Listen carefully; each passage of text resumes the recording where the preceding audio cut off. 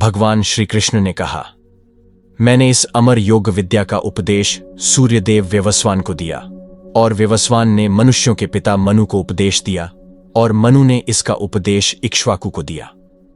यहां पर हमें भगवद गीता का इतिहास प्राप्त होता है। यह अत्यंत प्राचीन बताया गया है, जब इसे सूर्यलोक इत्यादि संपूर्ण लोकों के राजा को प्रदान किया गया था। समस्त लोकों के राजा विशेष रूप से निवासियों की रक्षा के निमित्त होते हैं। अतः राजन्य वर्ग को भगवद गीता की विद्या को समझना चाहिए, जिससे वे नागरिकों प्रजा पर शासन कर सकें और उन्हें काम रूपी भवबंधन से बचा सकें। मानव जीवन का उद्देश्य भगवान के साथ अपने शाश्वत संबंध के आध्यात्मिक ज्ञान का विकास है और सारे राज्यों तथा समस्त लोकों के शासनाध्यक्षों को चाहिए कि शिक्षा, संस्कृति तथा भक्ति द्वारा नागरिकों को यह पाठ पढ़ाएं। दूसरे शब्दों में, सारे राज्य के शासनाध्यक्ष कृष्ण भावनामृत विद्या का प्रचार करने के लिए होते हैं, जिससे जनता इस महाविद्या का लाभ उठा सके और मनुष्य जीवन के अवसर का लाभ उठाते हुए सफल मार्ग का अनुसरण कर सके। इस मनवंत्र में सूर्यदेव व्यवस्वान कहलाता है, यानी सूर्य का राजा, जो सौरमंडल के अंतर्गत समस्त ग्रहों लोकों का उद्गम है।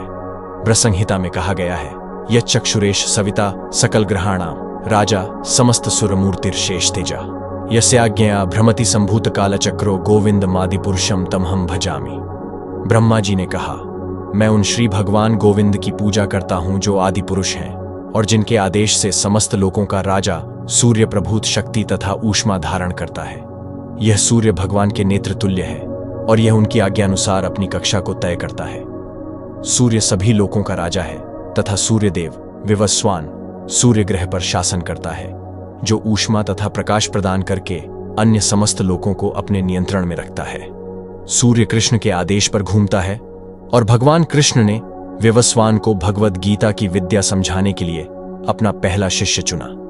अतः गीता किसी मामूली सांसारिक विद्यार्थी के लिए कोई काल्पनिक भाष्य नहीं, अपितु ज्ञान का मानक ग्रंथ है जो अनंत काल से चला आ रहा है। महाभारत में हमें गीता का इतिहास इस रूप में प्राप्त होता है, त्रेतायुगादौ च ततो व्यवस्वान मण्वे ददौ मनुश्च लोकभृत्यर्थम सुता इक्ष्वाक्वे ददौ इक्ष्वाकुणा च कथितो व्याप्य लोकान अवस्थितः। त्रेतायुग के आदि में व्यवस्वान ने परमेश्वर संबंधी इस विज्ञान का उपदेश मनु को दिया और मनुष्यों के जनक मनु ने इसे अपने पुत्र इक्ष्वाकु को दिया। इक्ष्वाकु इस पृथ्वी के शासक थे और उस रघुकुल के पूर्वज थे जिसमें भगवान श्री राम ने अवतार लिया। इससे प्रमाणित होता है कि मानव समाज में महाराज इक्ष्वाकु के काल से ही भगवद गीता विद्यमान थी। इस समय कलियुग के केवल 5000 वर्ष व्यतीत हुए हैं, जबकि इसकी पूर्णायु 4,32,000 वर्ष है। इसके पूर्व द्वापर युग 8 लाख वर्ष था और इसके भी पूर्व त्रेता युग 12 लाख वर्ष था। इस प्रकार लगभग 20,05,000 वर्ष पूर्व मनु ने अपने शिष्य तथा पुत्र इक्ष्वाकु से, जो इस पृथ्वी के राजा थे, श्रीमद् भगवद गीता कही। वर्तमान मनु की आयु लगभग 30 करोड़ 53 लाख करोड़ वर्ष अनुमानित की जाती है, जिसमें से 12 करोड़ 4 लाख करोड़ वर्ष बीत चुके हैं।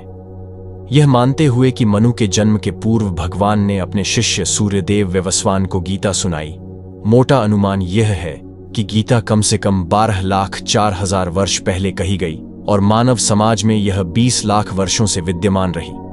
इसे भगवान ने लगभग 5,000 वर्ष पूर्व अर्जुन से पुनः कहा। गीता के अनुसार ही तथा इसके वक्ता भगवान कृष्ण के कथन के अनुसार यह गीता के इतिहास का मोटा अनुमान है। सूर्यदेव व्यवस्वान को इसीलिए गीता सुनाई गई क्योंकि वह क्षत्रिय थे और उन समस्त क्षत्रियों के जनक है जो सूर्यवंशी हैं। चूंकि भगवद गीता वेदों के ही समान है क्योंकि इसे श्री भगवान ने कहा था, अतः यह ज्ञान अपौरुषेय है। चूंकि वैदिक आदेशों को यथारूप में बिना किसी मानवीय विवेचना के स्वीकार किया जाता है, फलतः गीता को भी किसी सांसारिक विवेचना के बिना स्वीकार किया जाना चाहिए। संसारी तार्किक जन अपनी अपनी विधि से गीता के विषय में चिंतन कर सकते हैं, किंतु यह यथारूप भगवद गीता नहीं है। अतः भगवद गीता को गुरु परंपरा से यथारूप में ग्रहण करना चाहिए। यहां पर यह वर्णन हुआ है कि भगवान ने इसे सूर्यदेव से कहा, सूर्यदेव ने अपने पुत्र मनु से और मनु से अपने पुत्र इक्ष्वाकु से कहा। इस प्रकार यह परम विज्ञान गुरु परंपरा द्वारा प्राप्त किया गया और राजर्षियों ने इसी विधि से इसे समझा।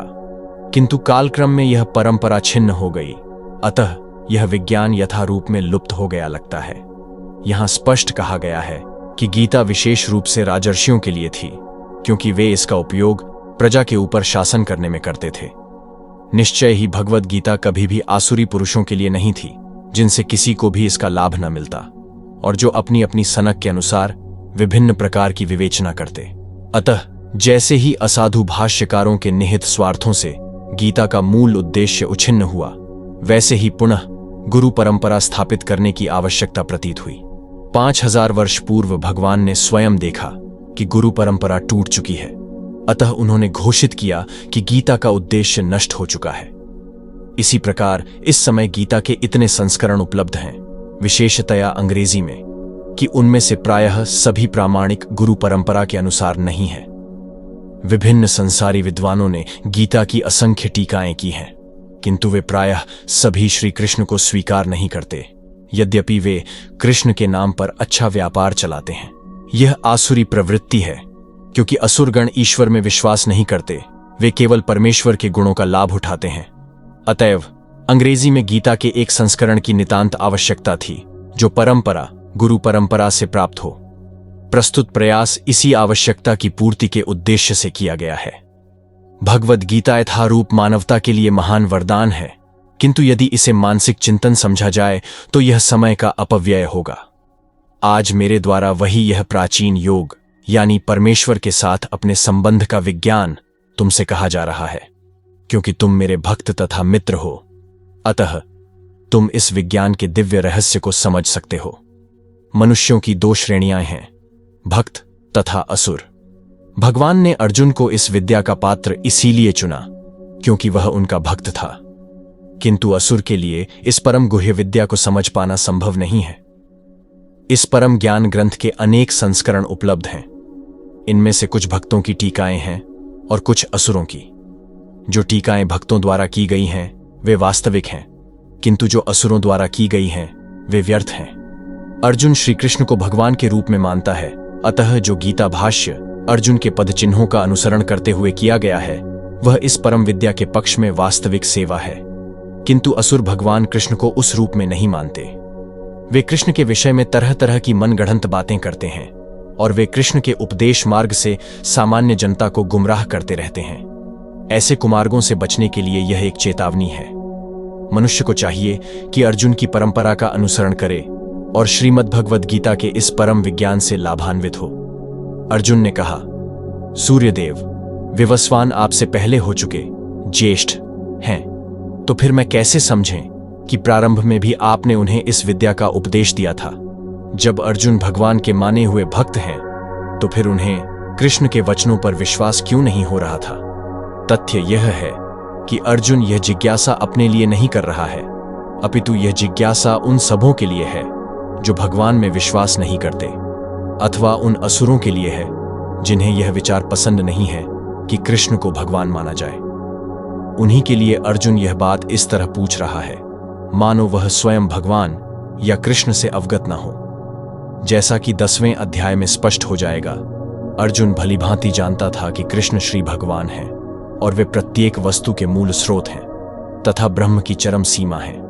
निस्संदेह कृष्ण इस पृथ्वी पर देवकी के पुत्र रूप में भी अवतीर्ण हुए। सामान्य व्यक्ति के लिए यह समझ पाना अत्यंत कठिन है कि कृष्ण किस प्रकार उसी शाश्वत आदि पुरुष श्री भगवान के रूप में बने रहे। अतः इस बात को स्पष्ट करने के लिए ही अर्जुन ने कृष्ण से यह प्रश्न पूछा, जिससे वे ही प्रामाणिक रूप में बताएं। कृष्ण परम प्रमाण हैं। यह तथ्य आज ही नहीं, अनंत काल से सारे विश्व द्वारा स्वीकार किया जाता रहा है। केवल असुर ही इसे अस्वीकार करते रहे हैं। जो भी हो, चूंकि कृष्ण सर्वस्वीकृत परम प्रमाण हैं, अतः अर्जुन उन्हीं से प्रश्न करता है जिससे कृष्ण स्वयं बताए और असुर तथा उनके अनुयायी जिस भांति अपने लिए तोड़ मरोड़ करके उन्हें प्रस्तुत करते रहे हैं, उससे बचा जा सके। यह प्रत्येक व्यक्ति के लिए आवश्यक है कि अपने कल्याण के लिए वह कृष्ण विद्या को जाने। अतः जब कृष्ण स्वयं अपने विषय में बोल रहे हों, तो यह सारे विश्व के लिए शुभ है। कृष्ण द्वारा की गई ऐसी व्याख्याएं असुरों को भले ही विचित्र लगे, क्योंकि वे अपने ही दृष्टिकोण से कृष्ण का अध्ययन करते हैं, किंतु जो भक्त हैं वे साक्षात कृष्ण द्वारा उच्चरित वचनों का हृदय से स्वागत करते हैं। भक्तगण कृष्ण के ऐसे प्रामाणिक वचनों की सदा पूजा करेंगे, क्योंकि वे लोग उनके विषय में अधिकाधिक जानने के लिए उत्सुक रहते हैं। इस तरह नास्तिक गण, जो कृष्ण को सामान्य व्यक्ति मानते हैं, वे भी कृष्ण को अतिमानव, सच्चिदानंद विग्रह, दिव्य, त्रिगुणातीत तथा दिक्काल के प्रभाव से परे समझ सकेंगे। अर्जुन की कोटि के श्री कृष्ण भक्त को कभी भी श्री कृष्ण के दिव्य स्वरूप के विषय में कोई भ्रम नहीं हो सकता। अर्जुन के भगवान के समक्ष ऐसा प्रश्न उपस्थित करने का उद्देश्य उन व्यक्तियों की नास्तिकतावादी प्रवृत्ति को चुनौती देना था, जो कृष्ण को भौतिक प्रकृति के गुणों के अधीन एक सामान्य व्यक्ति मानते हैं। श्री भगवान ने कहा, तुम्हारे तथा मेरे अनेकानेक जन्म हो चुके हैं, मुझे तो उन सब का स्मरण है, किंतु हे परंतप, तुम्हें उनका स्मरण नहीं रह सकता है। ब्रह्म संहिता में हमें भगवान के अनेकानेक अवतारों की सूचना प्राप्त होती है। उसमें कहा गया है, अद्वैतमच्युतमनादिमनंत रूप माध्यम पुराण पुरुषम नवयो वेंच वेदेषु दुर्लभम दुर्लभमात्म भक्तो गोविंदमादि पुरुषम तमहम भजामि। मैं उन आदि पुरुष श्री भगवान गोविंद की पूजा करता हूं, जो अद्वैत, अच्युत तथा अनादि हैं। यद्यपि अनंत रूपों में उनका विस्तार है, किंतु तो भी वे आद्य, पुरातन तथा नित्य नवयौवन युक्त रहते हैं। श्री भगवान के ऐसे सच्चिदानंद रूप को प्रायः श्रेष्ठ वैदिक विद्वान जानते हैं, किंतु विशुद्ध अनन्य भक्तों को तो उनके दर्शन नित्य होते रहते हैं। ब्रह्म संहिता में यह भी कहा गया है, रामादिमूर्तिषु कलान्यमेन तिष्ठन् नानावतार क्रोध भुवनेषु किंतु कृष्ण स्वयं संभवत परमः पुमान यो गोविंदमादि पुरुषम तमहम भजामि। मैं उन श्री भगवान गोविंद की पूजा करता हूं, जो राम, नृसिंह आदि अवतारों तथा अंशावतारों में नित्य स्थित रहते हुए भी कृष्ण नाम से विख्यात आदि पुरुष हैं, और जो स्वयं भी अवतरित होते हैं। वेदों में भी कहा गया है कि अद्वैत होते हुए भी भगवान असंख्य रूपों में प्रकट होते हैं। वे उस वैदूर्य मणि के समान हैं, जो अपना रंग परिवर्तित करते हुए भी एक ही रहता है। इन सारे रूपों को विशुद्ध निष्काम भक्त ही समझ पाते हैं। केवल वेदों के अध्ययन से उनको नहीं समझा जा सकता। वेदेषु दुर्लभम दुर्लभमात्म भक्तो। अर्जुन जैसे भक्त कृष्ण के नित्य सखा हैं, और जब भी भगवान अवतरित होते हैं तो उनके पार्षद भक्त भी विभिन्न रूपों में उनकी सेवा करने के लिए उनके साथ साथ अवतार लेते हैं। अर्जुन ऐसा ही भक्त है, और इस श्लोक से पता चलता है कि लाखों वर्ष पूर्व जब भगवान कृष्ण ने भगवद गीता का प्रवचन सूर्यदेव व्यवस्वान से किया था, तो उस समय अर्जुन भी किसी भिन्न रूप में उपस्थित थे। किंतु भगवान तथा अर्जुन में यह अंतर है कि भगवान ने यह घटना याद राखी, किंतु अर्जुन उसे याद नहीं रख सका। अंश रूप जीवात्मा तथा परमेश्वर में यही अंतर है। यद्यपि अर्जुन को यहां परम शक्तिशाली वीर के रूप में संबोधित किया गया है, जो शत्रुओं का दमन कर सकता है, किंतु विगत जन्मों में जो घटनाएं घटी हैं, उन्हें स्मरण रखने में वह अक्षम है। अतः भौतिक दृष्टि से जीव चाहे कितना ही बड़ा क्यों न हो, वह कभी परमेश्वर की समता नहीं कर सकता। भगवान का नित्य संगी निश्चित रूप से मुक्त पुरुष होता है, किंतु वह भगवान के तुल्य नहीं होता। ब्रह्म संहिता में भगवान को अच्युत कहा गया, जिसका अर्थ होता है कि वे भौतिक संपर्क में रहते हुए भी अपने को नहीं भूलते। अतः भगवान तथा जीव कभी भी सभी तरह से एक समान नहीं हो सकते, भले ही जीव अर्जुन के समान मुक्त पुरुष क्यों न हो। यद्यपि अर्जुन भगवान का भक्त है, किंतु कभी कभी वह भी भगवान की प्रकृति को भूल जाता है। किंतु दैवी कृपा से भक्त तुरंत भगवान की अच्युत स्थिति को समझ जाता है, जबकि अभक्त या असुर इस दिव्य प्रकृति को नहीं समझ पाता। फलस्वरूप गीता के विवरण आसुरी मस्तिष्कों में नहीं चढ़ पाते। कृष्ण को लाखों वर्ष पूर्व संपन्न कार्यों की स्मृति बनी हुई है, किंतु अर्जुन को स्मरण नहीं है। यद्यपि अर्जुन तथा कृष्ण दोनों ही शाश्वत स्वभाव के हैं।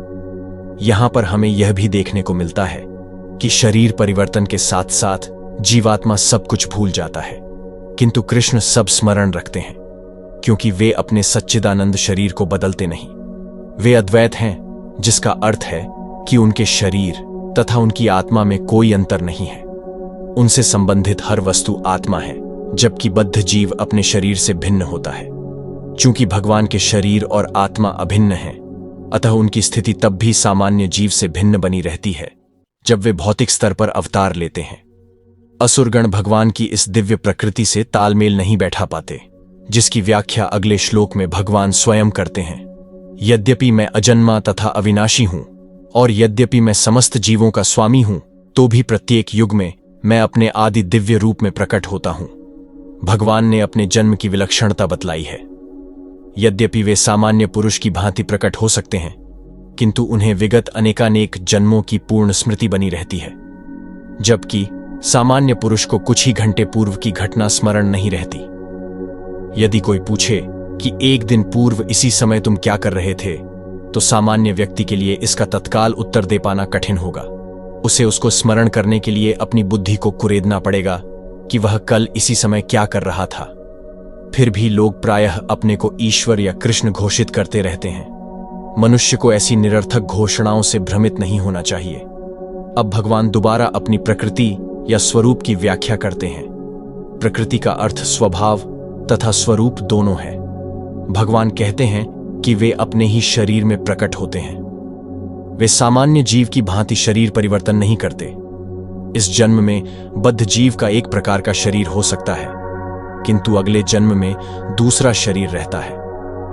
भौतिक जगत में जीव का कोई स्थायी शरीर नहीं है, अपितु वह एक शरीर से दूसरे में देहांतरण करता रहता है। किंतु भगवान ऐसा नहीं करते। जब भी वे प्रकट होते हैं तो अपनी अंतरंगा शक्ति से वे अपने उसी आद्य शरीर में प्रकट होते हैं। दूसरे शब्दों में, श्री कृष्ण इस जगत में अपने आदि शाश्वत स्वरूप में 2 भुजाओं में बांसुरी धारण किए अवतरित होते हैं। वे इस भौतिक जगत से निष्कलुषित रहकर अपने शाश्वत शरीर सहित प्रकट होते हैं। यद्यपि वे अपने उसी दिव्य शरीर में प्रकट होते हैं और ब्रह्मांड के स्वामी होते हैं, तो भी ऐसा लगता है कि वे सामान्य जीव की भांति प्रकट हो रहे हैं। यद्यपि उनका शरीर भौतिक शरीर की भांति क्षीण नहीं होता, फिर भी ऐसा प्रतीत होता है कि भगवान कृष्ण बालपन से कुमारावस्था तथा कुमारावस्था से तरुणावस्था प्राप्त करते हैं। किंतु आश्चर्य तो यह है कि वे कभी युवावस्था से आगे नहीं बढ़ते। कुरुक्षेत्र युद्ध के समय उनके अनेक पौत्र थे, या दूसरे शब्दों में, वे भौतिक गणना के अनुसार काफी वृद्ध थे। फिर भी वे 20-25 वर्ष के युवक जैसे लगते थे। हमें कृष्ण की वृद्धावस्था का कोई चित्र नहीं दिखता, क्योंकि वे कभी भी हमारे समान वृद्ध नहीं होते। यद्यपि वे तीनों काल में, भूत, वर्तमान तथा भविष्य काल में सबसे वयोवृद्ध पुरुष हैं, न तो उनके शरीर और न ही बुद्धि कभी क्षीण होती या बदलती है। अतः यह स्पष्ट है कि इस जगत में रहते हुए भी वे उसी अजन्मा सच्चिदानंद रूप वाले हैं, जिनके दिव्य शरीर तथा बुद्धि में कोई परिवर्तन नहीं होता। वस्तुतः उनका आविर्भाव और तिरोभाव सूर्य के उदय तथा अस्त के समान है, जो हमारे सामने से घूमता हुआ हमारी दृष्टि से ओझल हो जाता है। जब सूर्य हमारी दृष्टि से ओझल रहता है तो हम सोचते हैं कि सूर्य अस्त हो गया है, और जब वह हमारे समक्ष होता है तो हम सोचते हैं कि वह क्षितिज में है। वस्तुतः सूर्य स्थिर है, किंतु अपनी अपूर्ण एवं त्रुटिपूर्ण इंद्रियों के कारण हम सूर्य को उदय और अस्त होते परिकल्पित करते हैं। और चूंकि भगवान का प्राकट्य तथा तिरोधान सामान्य जीव से भिन्न है, अतः स्पष्ट है कि वे शाश्वत हैं, अपनी अंतरंगा शक्ति के कारण आनंद स्वरूप हैं और इस भौतिक प्रकृति द्वारा कभी कलुषित नहीं होते। वेदों द्वारा भी पुष्टि की जाती है कि भगवान अजन्मा होकर भी अनेक रूपों में अवतरित होते रहते हैं, किंतु तो भी वे शरीर परिवर्तन नहीं करते। श्रीमद् भागवत में वे अपनी माता के समक्ष नारायण रूप में 4 भुजाओं तथा षडैश्वर्यों से युक्त होकर प्रकट होते हैं। उनका आद्य शाश्वत रूप में प्राकट्य उनकी अहेतुकी कृपा है, जो जीवों को प्रदान की जाती है, जिससे वे भगवान के यथारूप में अपना ध्यान केंद्रित कर सकें, न कि निर्विशेषवादियों द्वारा मनोधर्म या कल्पनाओं पर आधारित रूप में। विश्वकोश के अनुसार माया या आत्म माया शब्द भगवान की अहेतुकी कृपा का सूचक है। भगवान अपने समस्त पूर्व आविर्भाव तिरोभावों से अवगत रहते हैं, किंतु सामान्य जीव को जैसे ही नवीन शरीर प्राप्त होता है, वह अपने पूर्व शरीर के विषय में सब कुछ भूल जाता है। वे समस्त जीवों के स्वामी हैं, क्योंकि इस धरा पर रहते हुए वे आश्चर्यजनक तथा अतिमानवीय लीलाएं करते रहते हैं। अतः भगवान निरंतर वही परम सत्य रूप हैं और उनके स्वरूप तथा आत्मा में या उनके गुण तथा शरीर में कोई अंतर नहीं होता। अब यह प्रश्न किया जा सकता है कि इस संसार में भगवान क्यों आविर्भूत और तिरोभूत होते रहते हैं। अगले श्लोक में इसकी व्याख्या की गई है। यदा यदा हि धर्मस्य ग्लानिर्भवति भारत अभ्युत्थानम अधर्मस्य तदात्मानं सृजाम्यहम्। हे भरतवंशी, जब भी और जहां भी धर्म का पतन होता है और अधर्म की प्रधानता होने लगती है, तब तब मैं अवतार लेता हूं। यहां पर सृजामि शब्द महत्वपूर्ण है। सृजामि सृष्टि के अर्थ में नहीं प्रयुक्त हो सकता, क्योंकि पिछले श्लोक के अनुसार भगवान के स्वरूप या शरीर की सृष्टि नहीं होती, क्योंकि उनके सारे स्वरूप शाश्वत रूप से विद्यमान रहने वाले हैं। अतः सृजामि का अर्थ है कि भगवान स्वयं यथारूप प्रकट होते हैं। यद्यपि भगवान कार्यक्रम अनुसार अर्थात ब्रह्मा के एक दिन में 7वें मनु के 28वें युग में द्वापर के अंत में प्रकट होते हैं, किंतु वे इस समय का पालन करने के लिए बाध्य नहीं हैं, क्योंकि वे स्वेच्छा से कर्म करने के लिए स्वतंत्र हैं। अतः जब भी अधर्म की प्रधानता तथा धर्म का लोप होने लगता है, तो वे स्वेच्छा से प्रकट होते हैं। धर्म के नियम वेदों में दिए हुए हैं, और यदि इन नियमों के पालन में कोई त्रुटि आती है तो मनुष्य अधार्मिक हो जाता है। श्रीमद् भागवत में बताया गया है कि ऐसे नियम भगवान के नियम हैं। केवल भगवान ही किसी धर्म की व्यवस्था कर सकते हैं। वेद भी मूलतः ब्रह्मा के हृदय में से भगवान द्वारा उच्चारित माने जाते हैं। अतः धर्म के नियम भगवान के प्रत्यक्ष आदेश हैं। धर्मम तु साक्षात भगवत प्रणीतम। भगवद गीता में आद्योपांत इन्हीं नियमों का संकेत है। वेदों का उद्देश्य परमेश्वर के आदेशानुसार ऐसे नियमों की स्थापना करना है, और गीता के अंत में भगवान स्वयं आदेश देते हैं कि सर्वोच्च धर्म उनकी ही शरण ग्रहण करना है। वैदिक नियम जीव को पूर्ण शरणागति की ओर अग्रसर कराने वाले हैं, और जब भी असुरों द्वारा इन नियमों में व्यवधान आता है, तभी भगवान प्रकट होते हैं। श्रीमद् भागवत पुराण से हम जानते हैं कि बुद्ध कृष्ण के अवतार हैं, जिनका प्रादुर्भाव उस समय हुआ जब भौतिकतावाद का बोलबाला था, और भौतिकतावादी लोग वेदों को प्रमाण बनाकर उसकी आड़ ले रहे थे। यद्यपि वेदों में विशिष्ट कार्यों के लिए पशु बलि के विषय में कुछ सीमित विधान थे, किंतु आसुरी वृत्ति वाले लोग वैदिक नियमों का संदर्भ दिए बिना पशु बलि को अपनाए हुए थे। भगवान बुद्ध इस अनाचार को रोकने तथा अहिंसा के वैदिक नियमों की स्थापना करने के लिए अवतरित हुए। अतः भगवान के प्रत्येक अवतार का विशेष उद्देश्य होता है, और इन सब का वर्णन शास्त्रों में हुआ है। यह तथ्य नहीं है कि केवल भारत की धरती में भगवान अवतरित होते हैं। वे कहीं भी और किसी भी काल में इच्छा होने पर प्रकट हो सकते हैं। वे प्रत्येक अवतार लेने पर धर्म के विषय में उतना ही कहते हैं जितना कि उस परिस्थिति में जन समुदाय विशेष समझ सकता है, लेकिन उद्देश्य एक ही रहता है, लोगों को ईश भावना भावित करना तथा धार्मिक नियमों के प्रति आज्ञाकारी बनाना। कभी वे स्वयं प्रकट होते हैं तो कभी अपने प्रामाणिक प्रतिनिधि को अपने पुत्र या दास के रूप में भेजते हैं, या वेश बदलकर स्वयं ही प्रकट होते हैं। भगवद गीता के सिद्धांत अर्जुन से कहे गए थे, अतः वे किसी भी महापुरुष के प्रति हो सकते थे, क्योंकि अर्जुन संसार के अन्य भागों के सामान्य पुरुषों की अपेक्षा अधिक जागरूक था। 2 और 2 मिलाकर 4 होते हैं। यह गणितीय नियम प्राथमिक कक्षा के विद्यार्थी के लिए उतना ही सत्य है जितना कि उच्च कक्षा के विद्यार्थी के लिए। तो भी गणित उच्च स्तर तथा निम्न स्तर का होता है। अतः भगवान प्रत्येक अवतार में एक जैसे सिद्धांतों की शिक्षा देते हैं, जो परिस्थितियों के अनुसार उच्च या निम्न प्रतीत होता है। जैसा कि आगे बताया जाएगा, धर्म के उच्चतर सिद्धांत चारों वर्णाश्रमों को स्वीकार करने से प्रारंभ होते हैं। अवतारों का एकमात्र उद्देश्य सर्वत्र कृष्ण भावनामृत को उद्बोधित करना है। परिस्थिति के अनुसार यह भावनामृत प्रकट तथा अप्रकट होता है।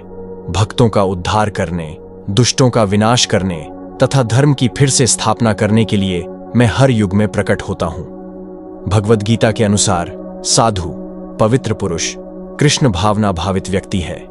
अधार्मिक लगने वाले व्यक्ति में यदि पूर्ण कृष्ण चेतना हो तो उसे साधु समझना चाहिए। दुष्कृताम उन व्यक्तियों के लिए आया है जो कृष्ण भावनामृत की परवाह नहीं करते। ऐसे दुष्कृताम या उपद्रवी, मूर्ख तथा अधम व्यक्ति कहलाते हैं, भले ही वे सांसारिक शिक्षा से विभूषित क्यों ना हो। इसके विपरीत यदि कोई 100% कृष्ण भावनामृत में लगा रहता है तो वह विद्वान या सुसंस्कृत न भी हो, फिर भी वह साधु माना जाता है। जहां तक अनीश्वरवादियों का प्रश्न है, भगवान के लिए आवश्यक नहीं कि वे इनके विनाश के लिए उस रूप में अवतरित हों जिस रूप में वे रावण तथा कंस का वध करने के लिए हुए थे।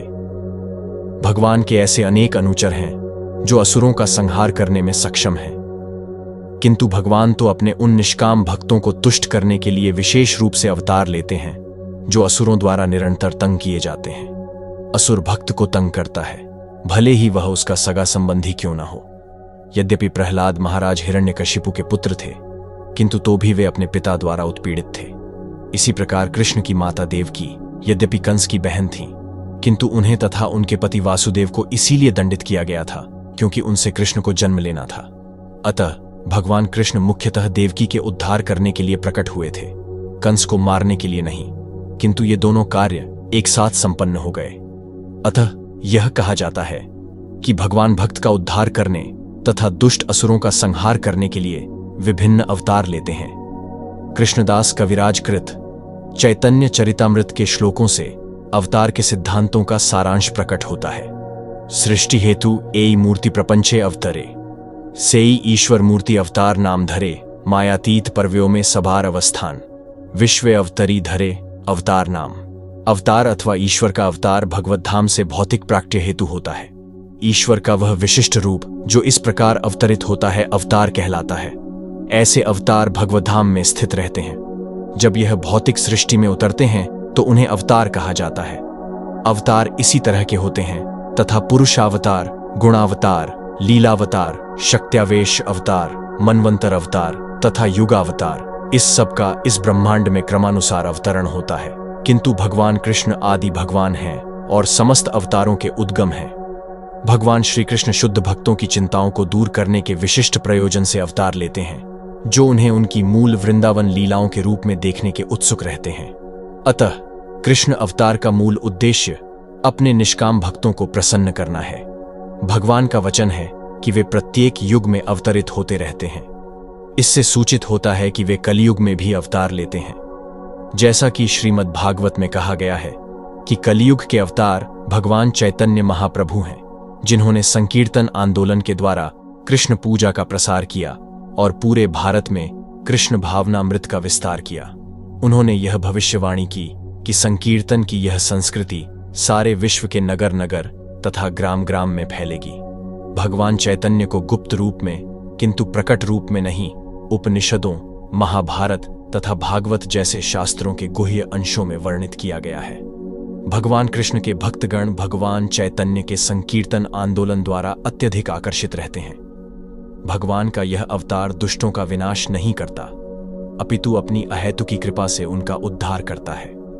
हे अर्जुन, जो मेरे आविर्भाव तथा कर्मों की दिव्य प्रकृति को जानता है, वह इस शरीर को छोड़ने पर इस भौतिक संसार में पुनः जन्म नहीं लेता, अपितु मेरे सनातन धाम को प्राप्त होता है। छठे श्लोक में भगवान के दिव्य धाम से उनके अवतरण की व्याख्या हो चुकी है। जो मनुष्य भगवान के आविर्भाव के सत्य को समझ लेता है, वह इस भवबंधन से मुक्त हो जाता है और इस शरीर को छोड़ते ही वह तुरंत भगवान के धाम को लौट जाता है। भवबंधन से जीव की ऐसी मुक्ति सरल नहीं है। निर्विशेषवादी तथा योगीजन पर्याप्त कष्ट तथा अनेकानेक जन्मों के बाद ही मुक्ति प्राप्त कर पाते हैं। इतने पर भी उन्हें जो मुक्ति भगवान की निराकार ब्रह्म ज्योति में तादात्म्य प्राप्त करने के रूप में मिलती है, वह आंशिक होती है और इस भौतिक संसार में लौट जाने का भय बना रहता है। किंतु भगवान के शरीर की दिव्य प्रकृति तथा उनके कार्यकलापों को समझने मात्र से भक्त इस शरीर का अंत होने पर भगवत धाम को प्राप्त करता है और उसे इस संसार में लौट आने का भय नहीं रह जाता। ब्रह्म संहिता में यह बताया गया है कि भगवान के अनेक रूप तथा अवतार हैं। अद्वैतमच्युतमनादिमनंत रूपम। यद्यपि भगवान के अनेक दिव्य रूप हैं, किंतु फिर भी वे अद्वय भगवान हैं। इस तथ्य को विश्वासपूर्वक समझना चाहिए, यद्यपि यह संसारी विद्वानों तथा ज्ञान योगियों के लिए अगम्य है। जैसा कि वेदों पुरुष बोधिनी उपनिषद में कहा गया है, एको देवो नित्य लीलानुरक्तो भक्तव्यापी हृदयंतरात्मा। एक भगवान अपने निष्काम भक्तों के साथ अनेकानेक दिव्य रूपों में सदैव संबंधित हैं। इस वेद वचन की स्वयं भगवान ने गीता के इस श्लोक में पुष्टि की है। जो इस सत्य को वेद तथा भगवान के प्रमाण के आधार पर स्वीकार करता है और शुष्क चिंतन में समय नहीं गंवाता, वह मुक्ति की चरम सिद्धि प्राप्त करता है। इस सत्य को श्रद्धापूर्वक स्वीकार करने से मनुष्य निश्चित रूप से मुक्ति लाभ कर सकता है। इस प्रसंग में वैदिक वाक्य तत्त्वमसि लागू होता है। जो कोई भगवान कृष्ण को परब्रह्म करके जानता है या उनसे यह कहता है कि आप वही परब्रह्म श्री भगवान हैं, वह निश्चित रूप से अविलंब मुक्त हो जाता है। फलस्वरूप उसे भगवान की दिव्य संगति की प्राप्ति निश्चित हो जाती है।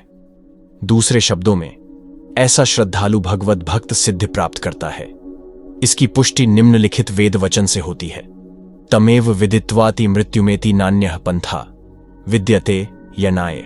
श्री भगवान को जान लेने से ही मनुष्य जन्म तथा मृत्यु से मुक्ति की पूर्ण अवस्था प्राप्त कर सकता है। इस सिद्धि को प्राप्त करने का कोई अन्य विकल्प नहीं है। इसका कोई विकल्प नहीं है का अर्थ यही है कि जो श्री कृष्ण को श्री भगवान के रूप में नहीं मानता वह अवश्य ही तमोगुणी है और मधुपात्र को केवल बाहर से छाटकर या भगवद गीता की विद्वतापूर्ण संसारी विवेचना करके मोक्ष प्राप्त नहीं कर सकता। इसे शुष्क दार्शनिक भौतिक जगत में महत्वपूर्ण भूमिका निभाने वाले हो सकते हैं, किंतु वे मुक्ति के अधिकारी नहीं होते। ऐसे अभिमानी संसारी विद्वानों को भगवत भक्त की अहेतुकी कृपा की प्रतीक्षा करनी पड़ती है। अतः मनुष्य को चाहिए कि श्रद्धा तथा ज्ञान के साथ कृष्ण भावनामृत का अनुशीलन करे और सिद्धि प्राप्त करने का यही उपाय है। आसक्ति, भय तथा क्रोध से मुक्त होकर मुझ में पूर्णतया तन्मय होकर और मेरी शरण में आकर बहुत से व्यक्ति भूतकाल में मेरे ज्ञान से पवित्र हो चुके हैं। इस प्रकार से उन सबों ने मेरे प्रति दिव्य प्रेम को प्राप्त किया है। जैसा कि पहले कहा जा चुका है, विषयों में आसक्त व्यक्ति के लिए परम सत्य के स्वरूप को समझ पाना अत्यंत कठिन है। सामान्यतया जो लोग देहात्म बुद्धि में आसक्त होते हैं वे भौतिकतावाद में इतने लीन रहते हैं कि उनके लिए यह समझ पाना असंभव सा है कि परमात्मा व्यक्ति भी हो सकता है। ऐसे भौतिकतावादी व्यक्ति इसकी कल्पना तक नहीं कर पाते कि ऐसा भी दिव्य शरीर है जो नित्य तथा सच्चिदानंदमय है। भौतिकतावादी धारणा के अनुसार शरीर नाशवान, अज्ञानमय तथा अत्यंत दुखमय होता है। अतः जब लोगों को भगवान के साकार रूप के विषय में बताया जाता है तो उनके मन में शरीर की यही धारणा बनी रहती है। ऐसे भौतिकतावादी पुरुषों के लिए विराट भौतिक जगत का स्वरूप ही परम तत्व है। फलस्वरूप वे परमेश्वर को निराकार मानते हैं और भौतिकता में इतने तल्लीन रहते हैं कि भौतिक पदार्थ से मुक्ति के बाद भी अपना स्वरूप बनाए रखने के विचार से डरते हैं। जब उन्हें यह बताया जाता है कि आध्यात्मिक जीवन भी व्यक्तिगत तथा साकार होता है तो वे पुनः व्यक्ति बनने से भयभीत हो उठते हैं। फलतः वे निराकार शून्य में तदाकार होना पसंद करते हैं। सामान्यतया वे जीवों की तुलना समुद्र के बुलबुलों से करते हैं जो टूटने पर समुद्र में ही लीन हो जाते हैं। पृथक व्यक्तित्व से रहित आध्यात्मिक जीवन की यह चरम सिद्धि है। यह जीवन की भयावह अवस्था है जो आध्यात्मिक जीवन के पूर्ण ज्ञान से रहित है। इसके अतिरिक्त ऐसे बहुत से मनुष्य हैं जो आध्यात्मिक जीवन को तनिक भी नहीं समझ पाते। अनेक वादों तथा दार्शनिक चिंतन की विविध विसंगतियों से परेशान होकर वे उब उठते हैं या क्रुद्ध हो जाते हैं और मूर्खतावश यह निष्कर्ष निकालते हैं कि परम कारण जैसा कुछ नहीं है, अतः प्रत्येक वस्तु अंततोगत्वा शून्य है। ऐसे लोग जीवन की रुग्णावस्था में होते हैं। कुछ लोग भौतिकता में इतने आसक्त रहते हैं कि वे आध्यात्मिक जीवन की ओर कोई ध्यान नहीं देते और कुछ लोग तो निराशावश सभी प्रकार के आध्यात्मिक चिंतनों से क्रुद्ध होकर प्रत्येक वस्तु पर अविश्वास करने लगते हैं। इस अंतिम कोटि के लोग किसी न किसी मादक वस्तु का सहारा लेते हैं और उनके मति विभ्रम को कभी कभी आध्यात्मिक दृष्टि मान लिया जाता है। मनुष्य को भौतिक जगत के प्रति आसक्ति की तीनों अवस्थाओं से छुटकारा पाना होता है। ये हैं आध्यात्मिक जीवन की अपेक्षा, आध्यात्मिक साकार रूप का भय तथा जीवन की हताशा से उत्पन्न शून्यवाद की कल्पना। जीवन की इन तीनों अवस्थाओं से छुटकारा पाने के लिए प्रामाणिक गुरु के निर्देशन में भगवान की शरण ग्रहण करना और भक्तिमय जीवन के नियम तथा विधि विधानों का पालन करना आवश्यक है। भक्तिमय जीवन की अंतिम अवस्था भाव या दिव्य ईश्वरीय प्रेम कहलाती है। भक्ति रसामृत सिंधु के अनुसार भक्ति का विज्ञान इस प्रकार है: आदौ श्रद्धा तथा साधु संगोत भजन क्रिया, ततो नर्थ निवृत्ति स्यात्, ततो निष्ठा रुचिस्ततः, अथासक्तिस्ततो भावस्ततः प्रेमाभ्यदंचति साधकानामयं प्रेम्णः प्रादुर्भावे भवेत् क्रमः। प्रारंभ में आत्म साक्षात्कार की सामान्य इच्छा होनी चाहिए। इससे मनुष्य ऐसे व्यक्तियों की संगति करने का प्रयास करता है जो आध्यात्मिक दृष्टि से उठे हुए हैं। अगली अवस्था में गुरु से दीक्षित होकर नव दीक्षित भक्त उसके आदेशानुसार भक्ति योग प्रारंभ करता है। इस प्रकार सद्गुरु के निर्देश में भक्ति करते हुए वह समस्त भौतिक आसक्ति से मुक्त हो जाता है। उसके आत्म साक्षात्कार में स्थिरता आती है और वह श्री भगवान कृष्ण के विषय में श्रवण करने के लिए रुचि विकसित करता है। इस रुचि से आगे चलकर कृष्ण भावनामृत में आसक्ति उत्पन्न होती है, जो भाव में अथवा भगवत प्रेम के प्रथम सोपान में परिपक्व होती है। ईश्वर के प्रति प्रेम ही जीवन की सार्थकता है। प्रेम अवस्था में भक्त भगवान की दिव्य प्रेमा भक्ति में निरंतर लीन रहता है। अतः भक्ति की मंद स्थिति से प्रामाणिक गुरु के निर्देश में सर्वोच्च अवस्था प्राप्त की जा सकती है और समस्त भौतिक आसक्ति, व्यक्तिगत आध्यात्मिक स्वरूप के भय तथा शून्यवाद से उत्पन्न हताशा से मुक्त हुआ जा सकता है। तभी मनुष्य को अंत में भगवान के धाम की प्राप्ति हो सकती है। जिस भाव से सारे लोग मेरी शरण ग्रहण करते हैं, उसी के अनुरूप मैं उन्हें फल देता हूं। हे पार्थ, प्रत्येक व्यक्ति सभी प्रकार से मेरे पथ का अनुगमन करता है। प्रत्येक व्यक्ति कृष्ण को उनके विभिन्न स्वरूपों में खोज रहा है। भगवान श्री कृष्ण को अंशतः उनके निर्विशेष ब्रह्म ज्योति तेज में तथा प्रत्येक वस्तु के कण कण में रहने वाले सर्वव्यापी परमात्मा के रूप में अनुभव किया जाता है। लेकिन कृष्ण का पूर्ण साक्षात्कार तो उनके शुद्ध भक्त ही कर पाते हैं। फलतः कृष्ण प्रत्येक व्यक्ति की अनुभूति के विषय हैं और इस तरह कोई भी और सभी अपनी अपनी इच्छा के अनुसार तुष्ट होते हैं। दिव्य जगत में भी कृष्ण अपने शुद्ध भक्तों के साथ दिव्य भाव से विनिमय करते हैं, जिस तरह की भक्त उन्हें चाहता है। कोई एक भक्त कृष्ण को परम स्वामी के रूप में चाह सकता है, दूसरा अपने सखा के रूप में, तीसरा अपने पुत्र के रूप में और चौथा अपने प्रेमी के रूप में। कृष्ण सभी भक्तों को समान रूप से उनके प्रेम की प्रगाढ़ता के अनुसार फल देते हैं। भौतिक जगत में भी ऐसी ही विनिमय की अनुभूतियां होती हैं और वे विभिन्न प्रकार के भक्तों के अनुसार भगवान द्वारा संभव से विनिमय की जाती हैं। शुद्ध भक्त यहां पर और दिव्य धाम में भी कृष्ण का सान्निध्य प्राप्त करते हैं और भगवान की साकार सेवा कर सकते हैं। इस तरह वे उनकी प्रेमा भक्ति का दिव्य आनंद प्राप्त कर सकते हैं। किंतु जो निर्विशेषवादी हैं और जो जीवात्मा के अस्तित्व को मिटाकर आध्यात्मिक आत्मघात करना चाहते हैं, कृष्ण उनको अपने तेज में लीन करके उनकी सहायता करते हैं। ऐसे निर्विशेषवादी सच्चिदानंद भगवान को स्वीकार नहीं करते। फलतः वे अपने व्यक्तित्व को मिटाकर भगवान की दिव्य सगुण भक्ति के आनंद को प्राप्त नहीं कर सकते। उनमें से कुछ जो निर्विशेष सत्ता में दृढ़तापूर्वक स्थित नहीं हो पाते, वे अपनी कार्य करने की सुप्त इच्छाओं को प्रदर्शित करने के लिए इस भौतिक क्षेत्र में वापस आते हैं। उन्हें वैकुंठ लोक में प्रवेश करने नहीं दिया जाता, किंतु उन्हें भौतिक लोक के कार्य करने का अवसर प्रदान किया जाता है। जो सकाम कर्मी हैं, भगवान उन्हें यज्ञेश्वर के रूप में उनके कर्मों का वांछित फल देते हैं। जो योगी हैं और योग शक्ति की खोज में रहते हैं, उन्हें योग शक्ति प्रदान करते हैं। दूसरे शब्दों में, प्रत्येक व्यक्ति की सफलता भगवान की कृपा पर आश्रित रहती है और समस्त प्रकार की आध्यात्मिक विधियां एक ही पथ में सफलता की विभिन्न कोटियां हैं। अतः जब तक कोई कृष्ण भावनामृत की सर्वोच्च सिद्धि तक नहीं पहुंच जाता, तब तक सारे प्रयास अपूर्ण रहते हैं।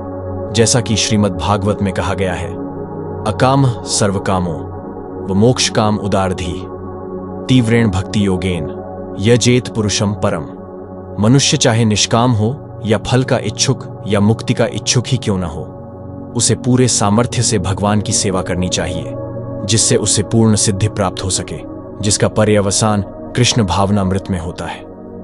इस संसार में मनुष्य सकाम कर्मों में सिद्धि चाहते हैं, फलस्वरूप वे देवताओं की पूजा करते हैं। निस्संदेह इस संसार में मनुष्यों को सकाम कर्म का फल शीघ्र प्राप्त होता है। इस जगत के देवताओं के विषय में भ्रांत धारणा है और विद्वता का दंभ करने वाले अल्पज्य मनुष्य इन देवताओं को परमेश्वर के विभिन्न रूप मान बैठते हैं। वस्तुतः ये देवता ईश्वर के विभिन्न रूप नहीं होते, किंतु वे ईश्वर के विभिन्न अंश होते हैं। ईश्वर तो एक है, किंतु अंश अनेक हैं। वेदों का कथन है, नित्यो नित्य नाम। ईश्वर एक है। ईश्वर परम कृष्ण, कृष्ण ही एकमात्र परमेश्वर हैं और सभी देवताओं को इस भौतिक जगत का प्रबंध करने के लिए शक्तियां प्राप्त हैं। ये देवता जीवात्माएं हैं, नित्यानाम, जिन्हें विभिन्न मात्रा में भौतिक शक्ति प्राप्त है। वे कभी परमेश्वर, नारायण, विष्णु या कृष्ण के तुल्य नहीं हो सकते। जो व्यक्ति ईश्वर तथा देवताओं को एक स्तर पर सोचता है, वह नास्तिक या पाषंडी कहलाता है। यहां तक कि ब्रह्मा तथा शिवजी जैसे बड़े बड़े देवता परमेश्वर की समता नहीं कर सकते। वास्तव में ब्रह्मा तथा शिव जैसे देवताओं द्वारा भगवान की पूजा की जाती है। शिव वृंचनुतम। तो भी आश्चर्य की बात यह है कि अनेक मूर्ख लोग मनुष्यों के नेताओं की पूजा उन्हें अवतार मानकर करते हैं। यह देवता पद इस संसार के शक्तिशाली मनुष्य या देवता के लिए आया है, लेकिन नारायण, विष्णु या कृष्ण जैसे भगवान इस संसार के नहीं हैं। वे भौतिक सृष्टि से परे रहने वाले हैं। निर्विशेषवादियों के अग्रणी श्रीपाद शंकराचार्य तक मानते हैं कि नारायण या कृष्ण इस भौतिक सृष्टि से परे हैं। फिर भी मूर्ख लोग हठज्ञान देवताओं की पूजा करते हैं, क्योंकि वे तत्काल फल चाहते हैं। उन्हें फल मिलता भी है, किंतु वे यह नहीं जानते कि ऐसे फल क्षणिक होते हैं और अल्पज्य मनुष्यों के लिए हैं। बुद्धिमान व्यक्ति कृष्ण भावनामृत में स्थित रहता है। उसे किसी तत्काल क्षणिक लाभ के लिए किसी तुच्छ देवता की पूजा करने की आवश्यकता नहीं रहती। इस संसार के देवता तथा उनके पूजक इस संसार के संहार के साथ ही विनष्ट हो जाएंगे। देवताओं के वरदान भी भौतिक तथा क्षणिक होते हैं। यह भौतिक संसार तथा इसके निवासी, जिनमें देवता तथा उनके पूजक भी सम्मिलित हैं, विराट सागर में बुलबुलों के समान हैं। किंतु इस संसार में मानव समाज क्षणिक वस्तुओं यथा संपत्ति, परिवार तथा भोग की सामग्री के पीछे पागल रहता है। ऐसी क्षणिक वस्तुओं को प्राप्त करने के लिए लोग देवताओं की या मानव समाज के शक्तिशाली व्यक्तियों की पूजा करते हैं। यदि कोई व्यक्ति किसी राजनीतिक नेता की पूजा करके संसार में मंत्री पद प्राप्त कर लेता है, तो वह सोचता है कि उसने महान वरदान प्राप्त कर लिया है। इसलिए सभी व्यक्ति तथा कथित नेताओं को साष्टांग प्रणाम करते हैं, जिससे वे क्षणिक वरदान प्राप्त कर सकें, और सचमुच उन्हें ऐसी वस्तुएं मिल भी जाती हैं। ऐसे मूर्ख व्यक्ति इस संसार के कष्टों के स्थायी निवारण के लिए कृष्ण भावनामृत में अभिरुचि नहीं दिखाते। वे सभी इंद्रिय भोग के पीछे दीवाने रहते हैं, और थोड़े से इंद्रिय सुख के लिए वे शक्ति प्रदत्त जीवों की पूजा करते हैं, जिन्हें देवता कहते हैं। यह श्लोक इंगित करता है कि विरले लोग ही कृष्ण भावनामृत में रुचि लेते हैं। अधिकांश लोग भौतिक भोग में रुचि लेते हैं। फलस्वरूप वे किसी न किसी शक्तिशाली व्यक्ति की पूजा करते हैं। प्रकृति के तीनों गुणों और उनसे संबद्ध कर्म के अनुसार मेरे द्वारा मानव समाज के 4 विभाग रचे गए। यद्यपि मैं इस व्यवस्था का स्रष्टा हूं, किंतु तुम यह जाना लो कि मैं इतने पर भी अव्यय अकर्ता हूं। भगवान प्रत्येक वस्तु के स्रष्टा हैं। प्रत्येक वस्तु उनसे उत्पन्न है, उनके ही द्वारा पालित है, और प्रलय के बाद वस्तु उन्हीं में समा जाती है। अतः वे ही वर्णाश्रम व्यवस्था के स्रष्टा हैं, जिसमें सर्वप्रथम बुद्धिमान मनुष्यों का वर्ग आता है, जो सतोगुणी होने के कारण ब्राह्मण कहलाते हैं। द्वितीय वर्ग प्रशासक वर्ग का है, जिन्हें रजोगुणी होने के कारण क्षत्रिय कहा जाता है। वर्णिक वर्ग या वैश्य कहलाने वाले लोग रजो तथा तमोगुण के मिश्रण से युक्त होते हैं, और शूद्र या श्रमीय वर्ग के लोग तमोगुणी होते हैं। मानव समाज के इन 4 विभागों की सृष्टि करने पर भी भगवान कृष्ण इनमें से किसी विभाग वर्ण में नहीं आते, क्योंकि वे उन बद्ध जीवों में से नहीं हैं जिनका एक अंश मानव समाज के रूप में है। मानव समाज भी किसी अन्य पशु समाज के तुल्य है, किंतु मनुष्यों को पशु स्तर से ऊपर उठाने के लिए ही उपर्युक्त वर्णाश्रम की रचना की गई, जिससे क्रमिक रूप से कृष्ण भावनामृत विकसित हो सके। किसी विशेष व्यक्ति की किसी कार्य के प्रति प्रवृत्ति का निर्धारण उसके द्वारा अर्जित प्रकृति के गुणों द्वारा किया जाता है। गुणों के अनुसार जीवन के लक्षणों का वर्णन इस ग्रंथ के 18वें अध्याय में हुआ है। किंतु कृष्ण भावना भावित व्यक्ति ब्राह्मण से भी बढ़कर होता है। यद्यपि गुण के अनुसार ब्राह्मण को ब्रह्म या परम सत्य के विषय में ज्ञान होना चाहिए, किंतु उनमें से अधिकांश भगवान कृष्ण के निर्विशेष ब्रह्म स्वरूप को ही प्राप्त कर पाते हैं। किंतु जो मनुष्य ब्राह्मण के सीमित ज्ञान को लांघकर भगवान श्री कृष्ण के ज्ञान तक पहुंच जाता है, वही कृष्ण भावना भावित होता है, अर्थात वैष्णव होता है। कृष्ण भावनामृत में कृष्ण के विभिन्न अंशों यथा राम, नृसिंह, वराह आदि का ज्ञान सम्मिलित रहता है, और जिस तरह कृष्ण मानव समाज की इस चातुर्वर्ण्य प्रणाली से परे हैं, उसी तरह कृष्ण भावना भावित व्यक्ति भी इस चातुर्वर्ण्य प्रणाली से परे होता है, चाहे हम इसे जाति का विभाग कहें, चाहे राष्ट्र अथवा संप्रदाय का। मुझ पर किसी कर्म का प्रभाव नहीं पड़ता, न ही मैं कर्म फल की कामना करता हूं। जो मेरे संबंध में इस सत्य को जानता है, वह कभी भी कर्मों के पाश में नहीं बंधता। जिस प्रकार इस भौतिक जगत में संविधान के नियम हैं, जो यह जानते हैं कि राजा न तो दंडनीय है, न ही किसी राजनियमों के अधीन रहता है, उसी तरह यद्यपि भगवान इस भौतिक जगत के खष्टा हैं, किंतु वे भौतिक जगत के कार्यों से प्रभावित नहीं होते। सृष्टि करने पर भी वे इससे पृथक रहते हैं, जबकि जीवात्माएं भौतिक कार्यकलापों के काम कर्मफलों में बंधी रहती हैं, क्योंकि उनमें प्राकृतिक साधनों पर प्रभुत्व दिखाने की प्रवृत्ति रहती है। किसी संस्थान का स्वामी कर्मचारियों के अच्छे बुरे कार्यों के लिए उत्तरदायी नहीं, कर्मचारी इसके लिए स्वयं उत्तरदायी होते हैं। जीवात्माएं अपने अपने इंद्रिय तृप्ति कार्यों में लगी रहती है, किंतु ये कार्य भगवान द्वारा निर्दिष्ट नहीं होते। इंद्रिय तृप्ति की उत्तरोत्तर उन्नति के लिए जीवात्माएं इस संसार के कर्म में प्रवृत्त हैं और मृत्यु के बाद स्वर्ग सुख की कामना करती रहती हैं। स्वयं में पूर्ण होने के कारण भगवान को तथाकथित स्वर्ग सुख का कोई आकर्षण नहीं रहता। स्वर्ग के देवता उनके द्वारा नियुक्त सेवक हैं। स्वामी कभी भी कर्मचारियों का सा निम्न स्तरीय सुख नहीं चाहता। वह भौतिक क्रिया प्रतिक्रिया से पृथक रहता है। उदाहरणार्थ, पृथ्वी पर उगने वाली विभिन्न वनस्पतियों के उगने के लिए वर्षा उत्तरदायी नहीं है, यद्यपि वर्षा के बिना वनस्पति नहीं उग सकती। वैदिक स्मृति से इस तथ्य की पुष्टि इस प्रकार होती है: निमित्त मात्र वासो सृज्यानाम सर्ग कर्मणि प्रधान कारणीभूता यथो वै सृज्य शक्तयः। भौतिक सृष्टि के लिए भगवान ही परम कारण है। प्रकृति तो केवल निमित्त कारण है, जिससे विराट जगत दृष्टिगोचर होता है। प्राणियों की अनेक जातियां होती हैं, यथा देवता, मनुष्य तथा निम्न पशु, और ये सब पूर्व शुभाशुभ कर्मों के फल भोगने को बाध्य हैं। भगवान उन्हें ऐसे कर्म करने के लिए समुचित सुविधाएं तथा प्रकृति के गुणों के नियम सुलभ कराते हैं, किंतु वे उनके किसी भूत तथा वर्तमान कर्मों के लिए उत्तरदायी नहीं होते। वेदांत सूत्र में पुष्टि हुई है कि वैषम्य नैघृण्य न सापेक्षत्वात्। भगवान किसी भी जीव के प्रति पक्षपात नहीं करते। जीवात्मा अपने कर्मों के लिए स्वयं उत्तरदायी है। भगवान उसे प्रकृति अर्थात बहिरंगा शक्ति के माध्यम से केवल सुविधा प्रदान करने वाले हैं। जो व्यक्ति इस कर्म नियम की सारी बारीकियों से भली भांति अवगत होता है, वह अपने कर्मों के फल से प्रभावित नहीं होता। दूसरे शब्दों में, जो व्यक्ति भगवान के इस दिव्य स्वभाव से परिचित होता है, वह कृष्ण भावनामृत में अनुभवी होता है, अतः उस पर कर्म के नियम लागू नहीं होते। जो व्यक्ति भगवान के दिव्य स्वभाव को नहीं जानता और सोचता है कि भगवान के कार्यकलाप सामान्य व्यक्तियों की तरह कर्म फल के लिए होते हैं, वे निश्चित रूप में कर्म फलों में बंध जाते हैं। किंतु जो परम सत्य को जानता है, वह कृष्ण भावनामृत में स्थिर मुक्त जीव है। प्राचीन काल में समस्त मुक्तात्माओं ने मेरी दिव्य प्रकृति को जान करके ही कर्म किया, अतः तुम्हें चाहिए कि उनके पद चिन्हों का अनुसरण करते हुए अपने कर्तव्य का पालन करो। मनुष्यों की दो श्रेणियां हैं, कुछ के मनों में दूषित विचार भरे रहते हैं और कुछ भौतिक दृष्टि से स्वतंत्र होते हैं। कृष्ण भावनामृत इन दोनों श्रेणियों के व्यक्तियों के लिए समान रूप से लाभप्रद है।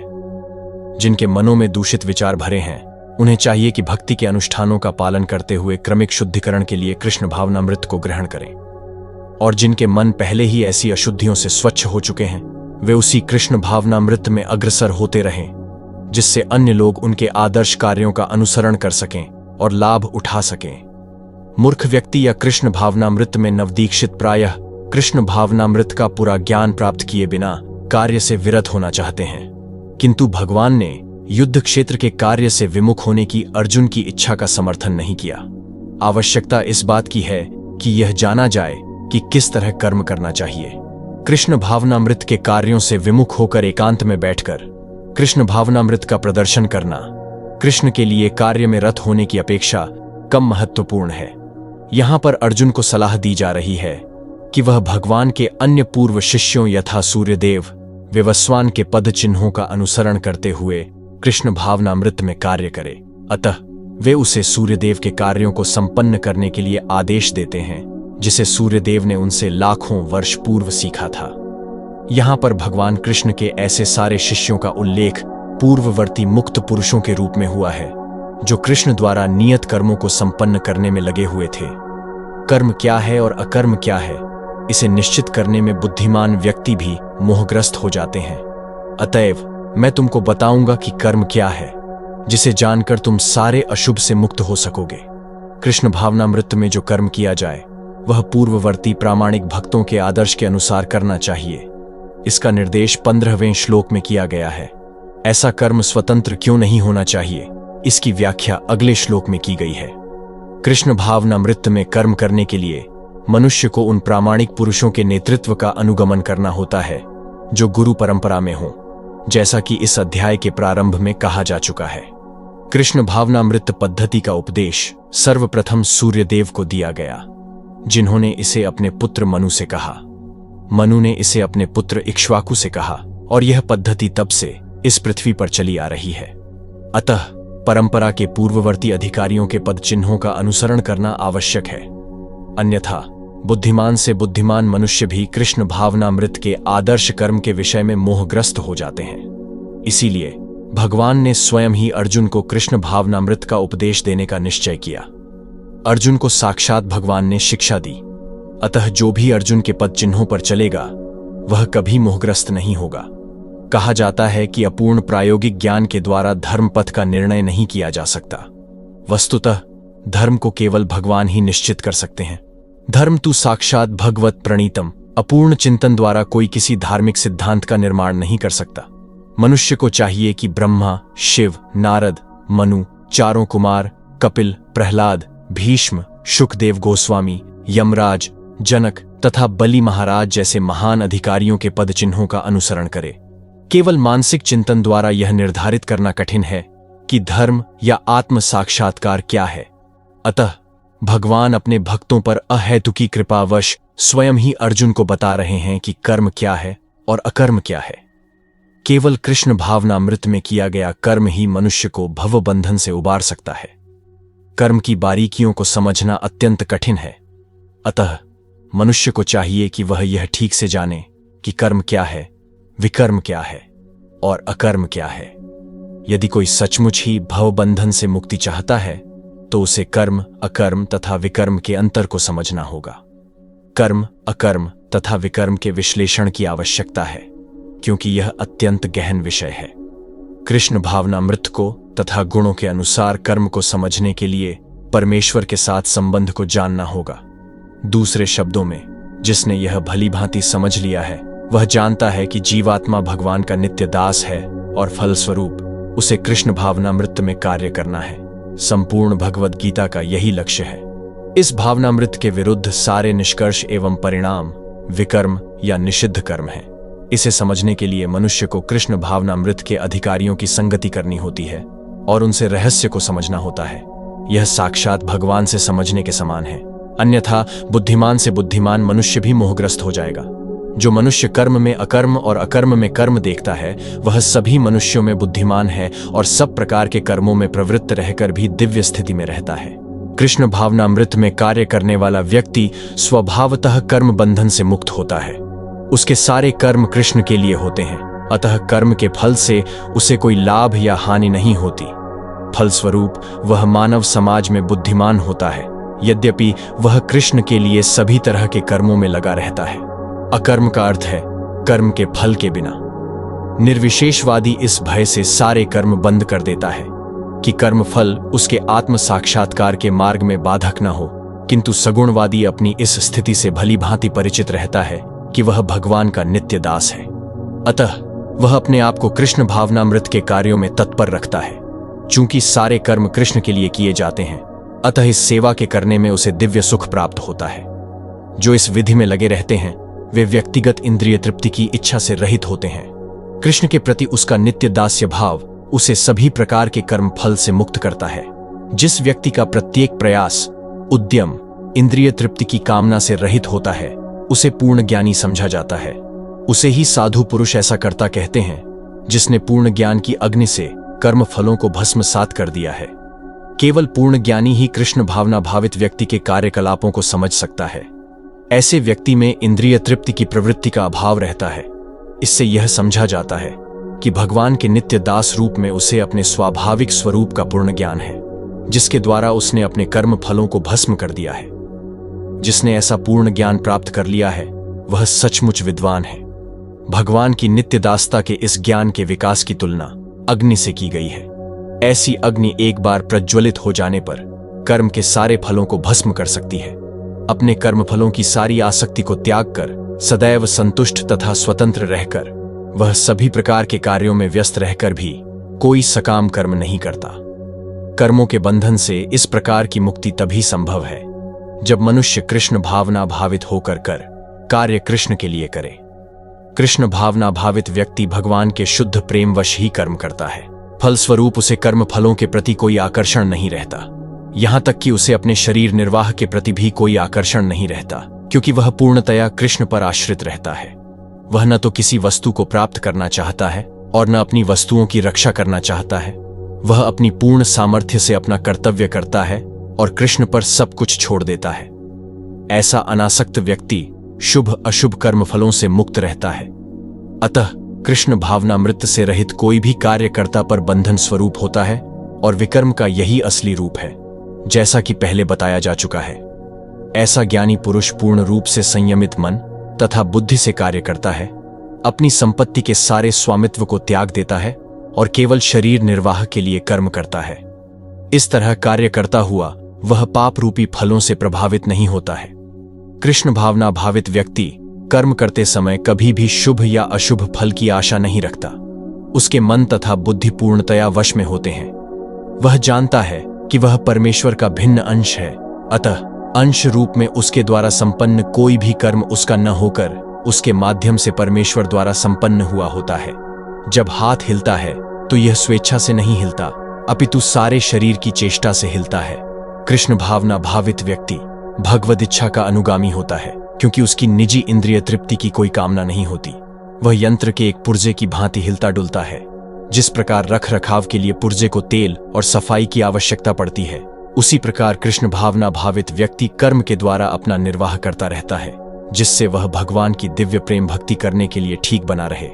अतः वह अपने प्रयासों के फलों के प्रति निश्चेष्ट रहता है। पशु के समान ही उसका अपने शरीर पर कोई अधिकार नहीं होता।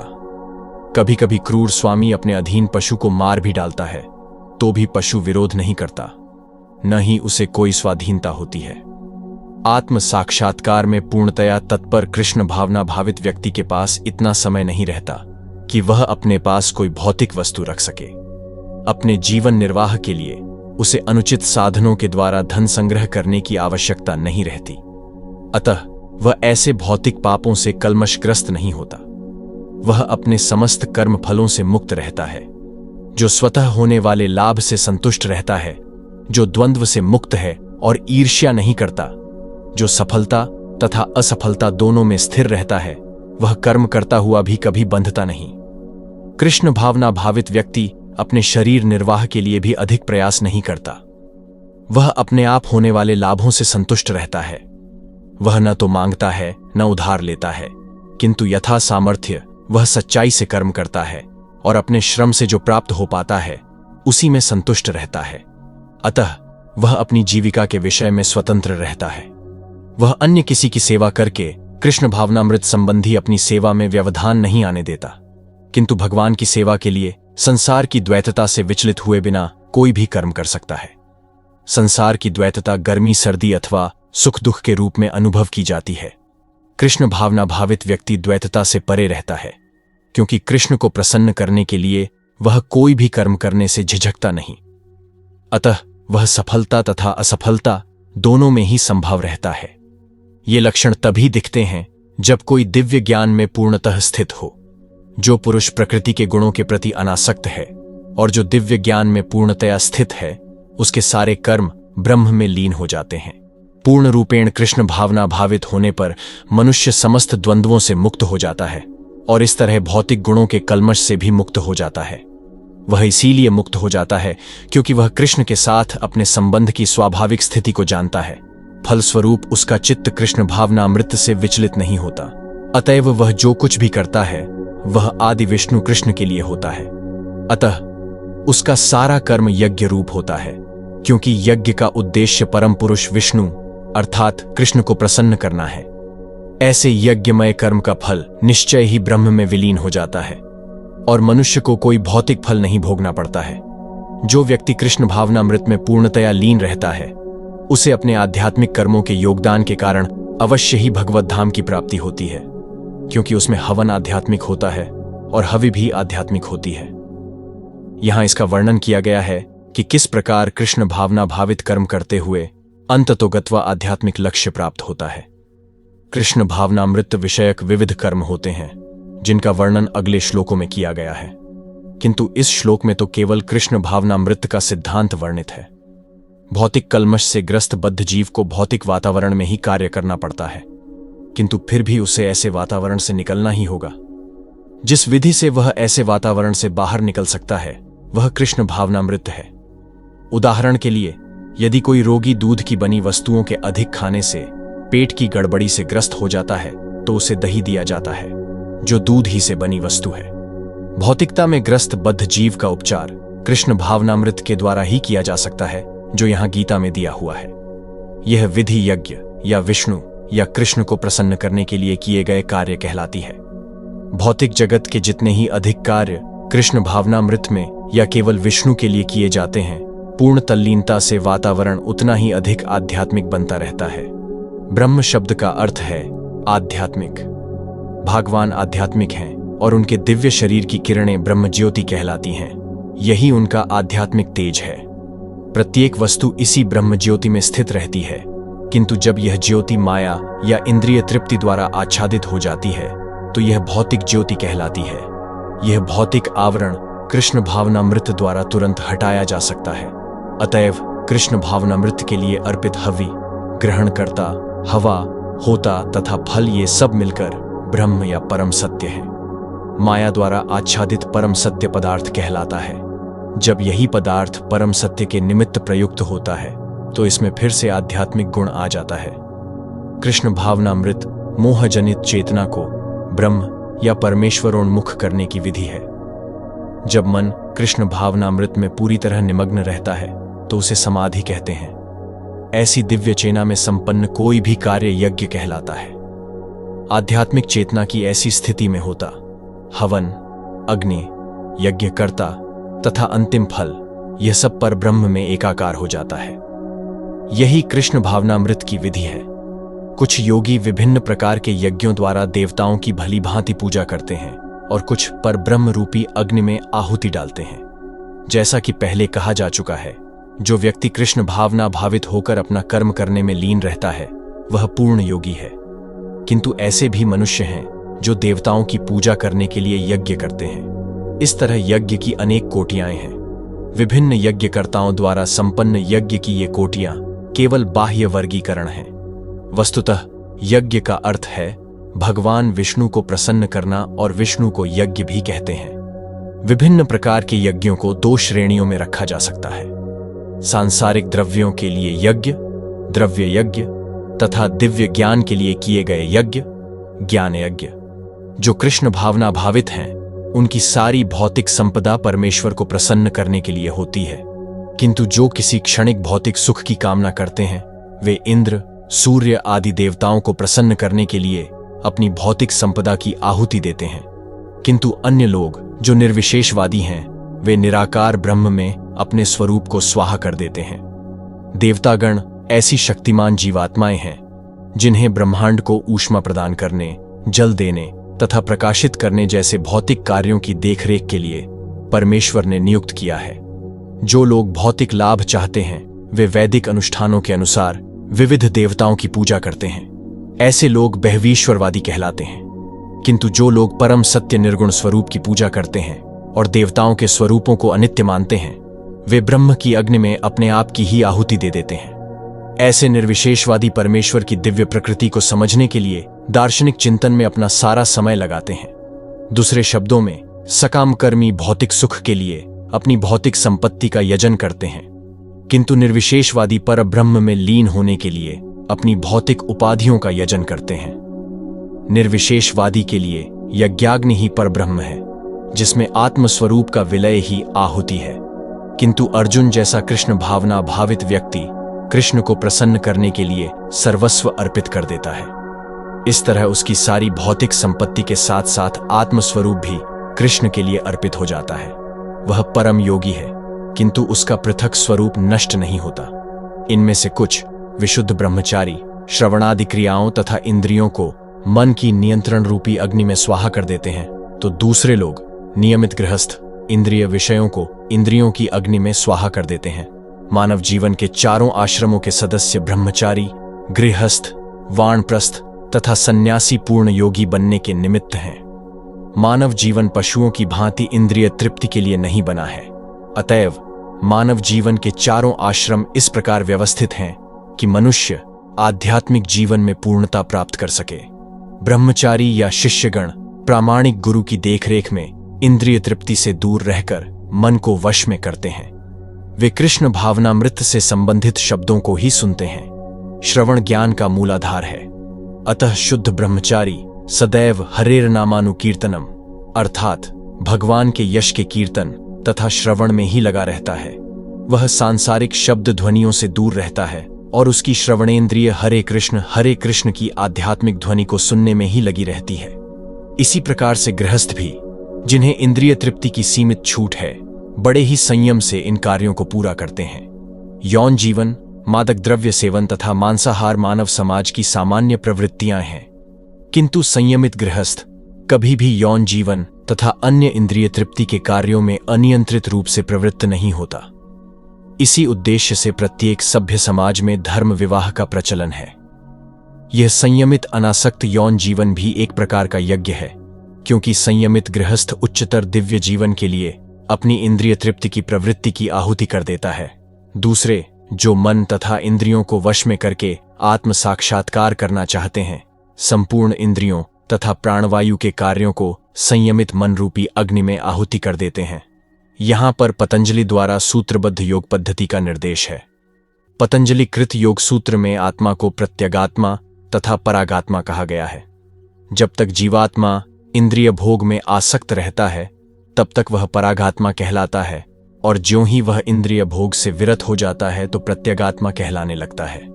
जीवात्मा के शरीर में 10 प्रकार के वायु कार्यशील रहते हैं और इसे श्वास प्रक्रिया प्राणायाम द्वारा जाना जाता है। पतंजलि की योग पद्धति बताती है कि किस प्रकार शरीर के वायु के कार्यों को तकनीकी उपाय से नियंत्रित किया जाए, जिससे अंततः वायु के सभी आंतरिक कार्य आत्मा को भौतिक आसक्ति से शुद्ध करने में सहायक बन जाए। इस योग पद्धति के अनुसार प्रत्यगात्मा ही चरम उद्देश्य है। यह प्रत्यगात्मा पदार्थ की क्रियाओं से प्राप्त की जाती है। इंद्रियां इंद्रिय विषयों से प्रतिक्रिया करती हैं, यथा कान सुनने के लिए, आंख देखने के लिए, नाक सूंघने के लिए, जीभ स्वाद के लिए तथा हाथ स्पर्श के लिए हैं, और ये सब इंद्रियां मिलकर आत्मा से बाहर के कार्यों में लगी रहती हैं। यही कार्य प्राणवायु के व्यापार क्रियाएं हैं। अपान वायु नीचे की ओर जाती है, व्यान वायु से संकोच तथा प्रसार होता है, समान वायु से संतुलन बना रहता है, और उदान वायु ऊपर की ओर जाती है। और जब मनुष्य प्रबुद्ध हो जाता है तो वह इन सभी वायुओं को आत्मा साक्षात्कार की खोज में लगाता है। कठोर व्रत अंगीकार करके कुछ लोग अपनी संपत्ति का त्याग करके, कुछ कठिन तपस्या द्वारा, कुछ अष्टांग योग पद्धति के अभ्यास द्वारा अथवा दिव्य ज्ञान में उन्नति करने के लिए वेदों के अध्ययन द्वारा प्रबुद्ध बनते हैं। इन यज्ञों के कई वर्ग किए जा सकते हैं। बहुत से लोग विविध प्रकार के दान पुण्य द्वारा अपनी संपत्ति का यजन करते हैं। भारत में धनाढ्य व्यापारी या राजवंशी अनेक प्रकार की धर्मार्थ संस्थाएं खोल देते हैं, यथा धर्मशाला, अन्न क्षेत्र, अतिथिशाला, अनाथालय तथा विद्यापीठ। अन्य देशों में भी अनेक अस्पताल, बूढ़ों के लिए आश्रम तथा गरीबों को भोजन, शिक्षा तथा चिकित्सा की सुविधाएं प्रदान करने के दातव्य संस्थान हैं। ये सब दान कर्म द्रव्यमय यज्ञ हैं। अन्य लोग जीवन में उन्नति करने अथवा उच्च लोकों में जाने के लिए चांद्रायण तथा चातुर्मास्य जैसे विविध तप करते हैं। इन विधियों के अंतर्गत कतिपय कठोर नियमों के अधीन कठिन व्रत करने होते हैं। उदाहरणार्थ, चातुर्मास्य व्रत रखने वाला वर्ष के 4 मासों जुलाई से अक्टूबर तक बाल नहीं कटाता, न ही कतिपय खाद्य वस्तुएं खाता है, और न दिन में 2 बार खाता है, न निवास स्थान छोड़कर कहीं जाता है। जीवन के सुखों का ऐसा परित्याग तपोमय यज्ञ कहलाता है। कुछ लोग ऐसे भी हैं जो अनेक योग पद्धतियों का अनुसरण करते हैं तथा पतंजलि पद्धति ब्रह्म में तदाकार होने के लिए अथवा हठ योग या अष्टांग योग विशेष सिद्धियों के लिए। कुछ लोग समस्त तीर्थ स्थानों की यात्रा करते हैं। ये सारे अनुष्ठान योग यज्ञ कहलाते हैं, जो भौतिक जगत में किसी सिद्धि विशेष के लिए किए जाते हैं। कुछ लोग ऐसे हैं जो विभिन्न वैदिक साहित्य तथा उपनिषद तथा वेदांत सूत्र या सांख्य दर्शन के अध्ययन में अपना ध्यान लगाते हैं। इसे स्वाध्याय यज्ञ कहा जाता है। ये सारे योगी विभिन्न प्रकार के यज्ञों में लगे रहते हैं और उच्च जीवन की तलाश में रहते हैं, किंतु कृष्ण भावनामृत इनसे पृथक है, क्योंकि यह परमेश्वर की प्रत्यक्ष सेवा है। इसे उपर्युक्त किसी भी यज्ञ से प्राप्त नहीं किया जा सकता, अपितु भगवान तथा उनके प्रामाणिक भक्तों की कृपा से ही प्राप्त किया जा सकता है। फलतः कृष्ण भावनामृत दिव्य है। अन्य लोग भी हैं जो समाधि में रहने के लिए श्वास को रोके रहते हैं। प्राणायाम, वे अपान में प्राण को और प्राण में अपान को रोकने का अभ्यास करते हैं और अंत में प्राण अपान को रोककर समाधि में रहते हैं। अन्य योगी कम भोजन करके प्राण की प्राण में ही आहुति देते हैं। श्वास को रोकने की योग विधि प्राणायाम कहलाती है। प्रारंभ में हठ योग के विविध आसनों की सहायता से इसका अभ्यास किया जाता है। ये सारी विधियां इंद्रियों को वश में करने तथा आत्म साक्षात्कार की प्रगति के लिए संस्तुत की जाती हैं। इस विधि में शरीर के भीतर वायु को रोका जाता है, जिससे वायु की दिशा उलट सके। अपान वायु निम्नगामी अधोमुखी है और प्राण वायु ऊर्ध्वगामी है। प्राणायाम में योगी विपरीत दिशा में श्वास लेने का तब तक अभ्यास करता है जब तक दोनों वायु उदासीन होकर पूरक अर्थात सम नहीं हो जाती। जब अपान वायु को प्राण वायु में अर्पित कर दिया जाता है तो इसे रेचक कहते हैं। जब प्राण तथा अपान वायुओं को पूर्णतया रोक दिया जाया है तो इसे कुंभक योग कहते हैं। कुंभक योगाभ्यास द्वारा मनुष्य आत्मसिद्धि के लिए जीवन अवधि बढ़ा सकता है। बुद्धिमान योगी एक ही जीवन काल में सिद्धि प्राप्त करने का इच्छुक रहता है, वह दूसरे जीवन की प्रतीक्षा नहीं करता। कुंभक योग के अभ्यास से योगी जीवन अवधि को अनेक वर्षों के लिए बढ़ा सकता है, किंतु भगवान की दिव्य प्रेमा भक्ति में स्थित रहने के कारण कृष्ण भावना भावित मनुष्य स्वतः इंद्रियों का नियंता जितेंद्रिय बन जाता है। उसकी इंद्रियां कृष्ण की सेवा में तत्पर रहने के कारण अन्य किसी कार्य में प्रवृत्त होने का अवसर ही नहीं पाती। फलतः जीवन के अंत में उसे स्वतः भगवान कृष्ण के दिव्य पद पर स्थानांतरित कर दिया जाता है। अतः वह दीर्घजीवी बनने का प्रयत्न नहीं करता, वह तुरंत मोक्ष पद को प्राप्त कर लेता है, जैसा कि भगवद गीता में कहा गया है, मान च यो व्यभिचारेण भक्ति योगेन सेवते स गुणान स्मति त्यैतान ब्रह्म भूयाय कल्पते। जो व्यक्ति भगवान की निश्चल भक्ति में प्रवृत्त होता है वह प्रकृति के गुणों को लांघ जाता है और तुरंत आध्यात्मिक पद को प्राप्त होता है। कृष्ण भावना भावित व्यक्ति दिव्य अवस्था से प्रारंभ करता है और निरंतर उसी चेतना में रहता है, अतः उसका पतन नहीं होता और अंततः वह भगवत धाम को जाता है।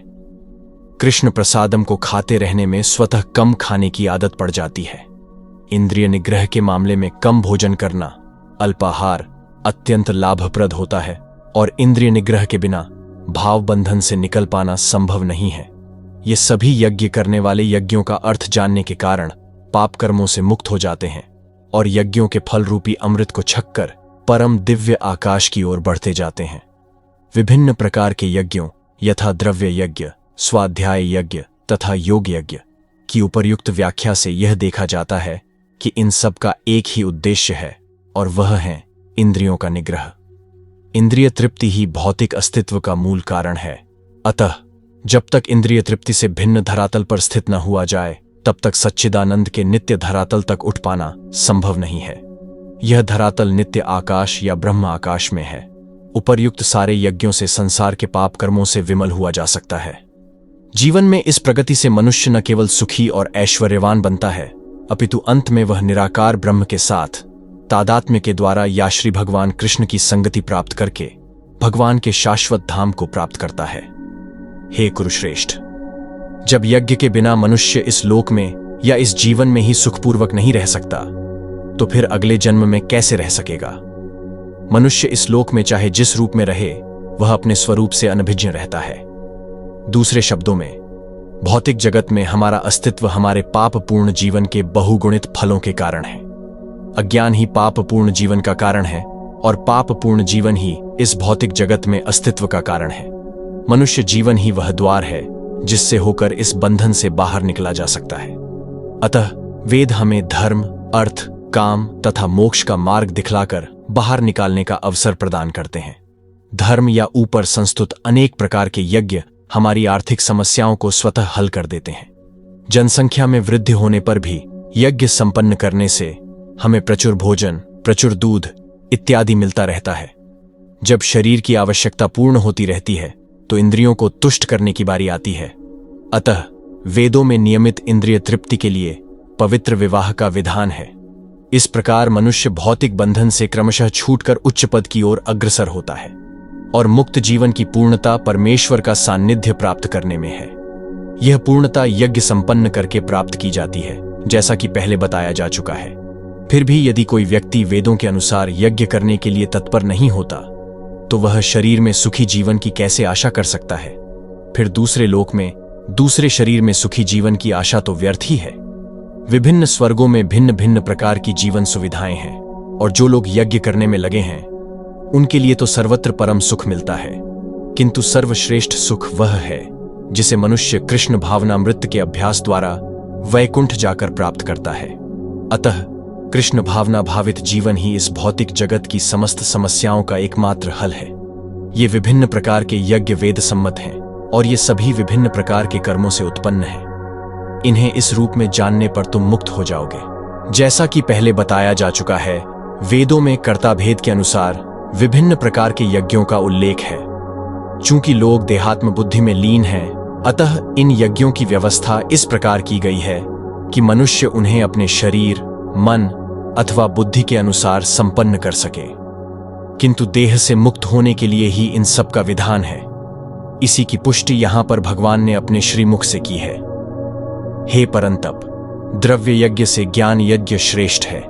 हे पार्थ, अंततोगत्वा सारे कर्म यज्ञों का अवसान दिव्य ज्ञान में होते हैं। समस्त यज्ञों का यही एक प्रयोजन है कि जीव को पूर्ण ज्ञान प्राप्त हो, जिससे वह भौतिक कष्टों से छुटकारा पाकर अंत में परमेश्वर की दिव्य सेवा कर सके। तो भी इन सारे यज्ञों की विविध क्रियाओं में रहस्य भरा है और मनुष्य को यह रहस्य जान लेना चाहिए। कभी कभी कर्ता की श्रद्धा के अनुसार यज्ञ विभिन्न रूप धारण कर लेते हैं। जब यज्ञकर्ता की श्रद्धा दिव्य ज्ञान के स्तर तक पहुंच जाती है तो उसे ज्ञान रहित द्रव्य यज्ञ करने वाले से श्रेष्ठ माना जाता है, क्योंकि ज्ञान के बिना यज्ञ भौतिक स्तर पर रह जाते हैं और इनसे कोई आध्यात्मिक लाभ नहीं हो पाता।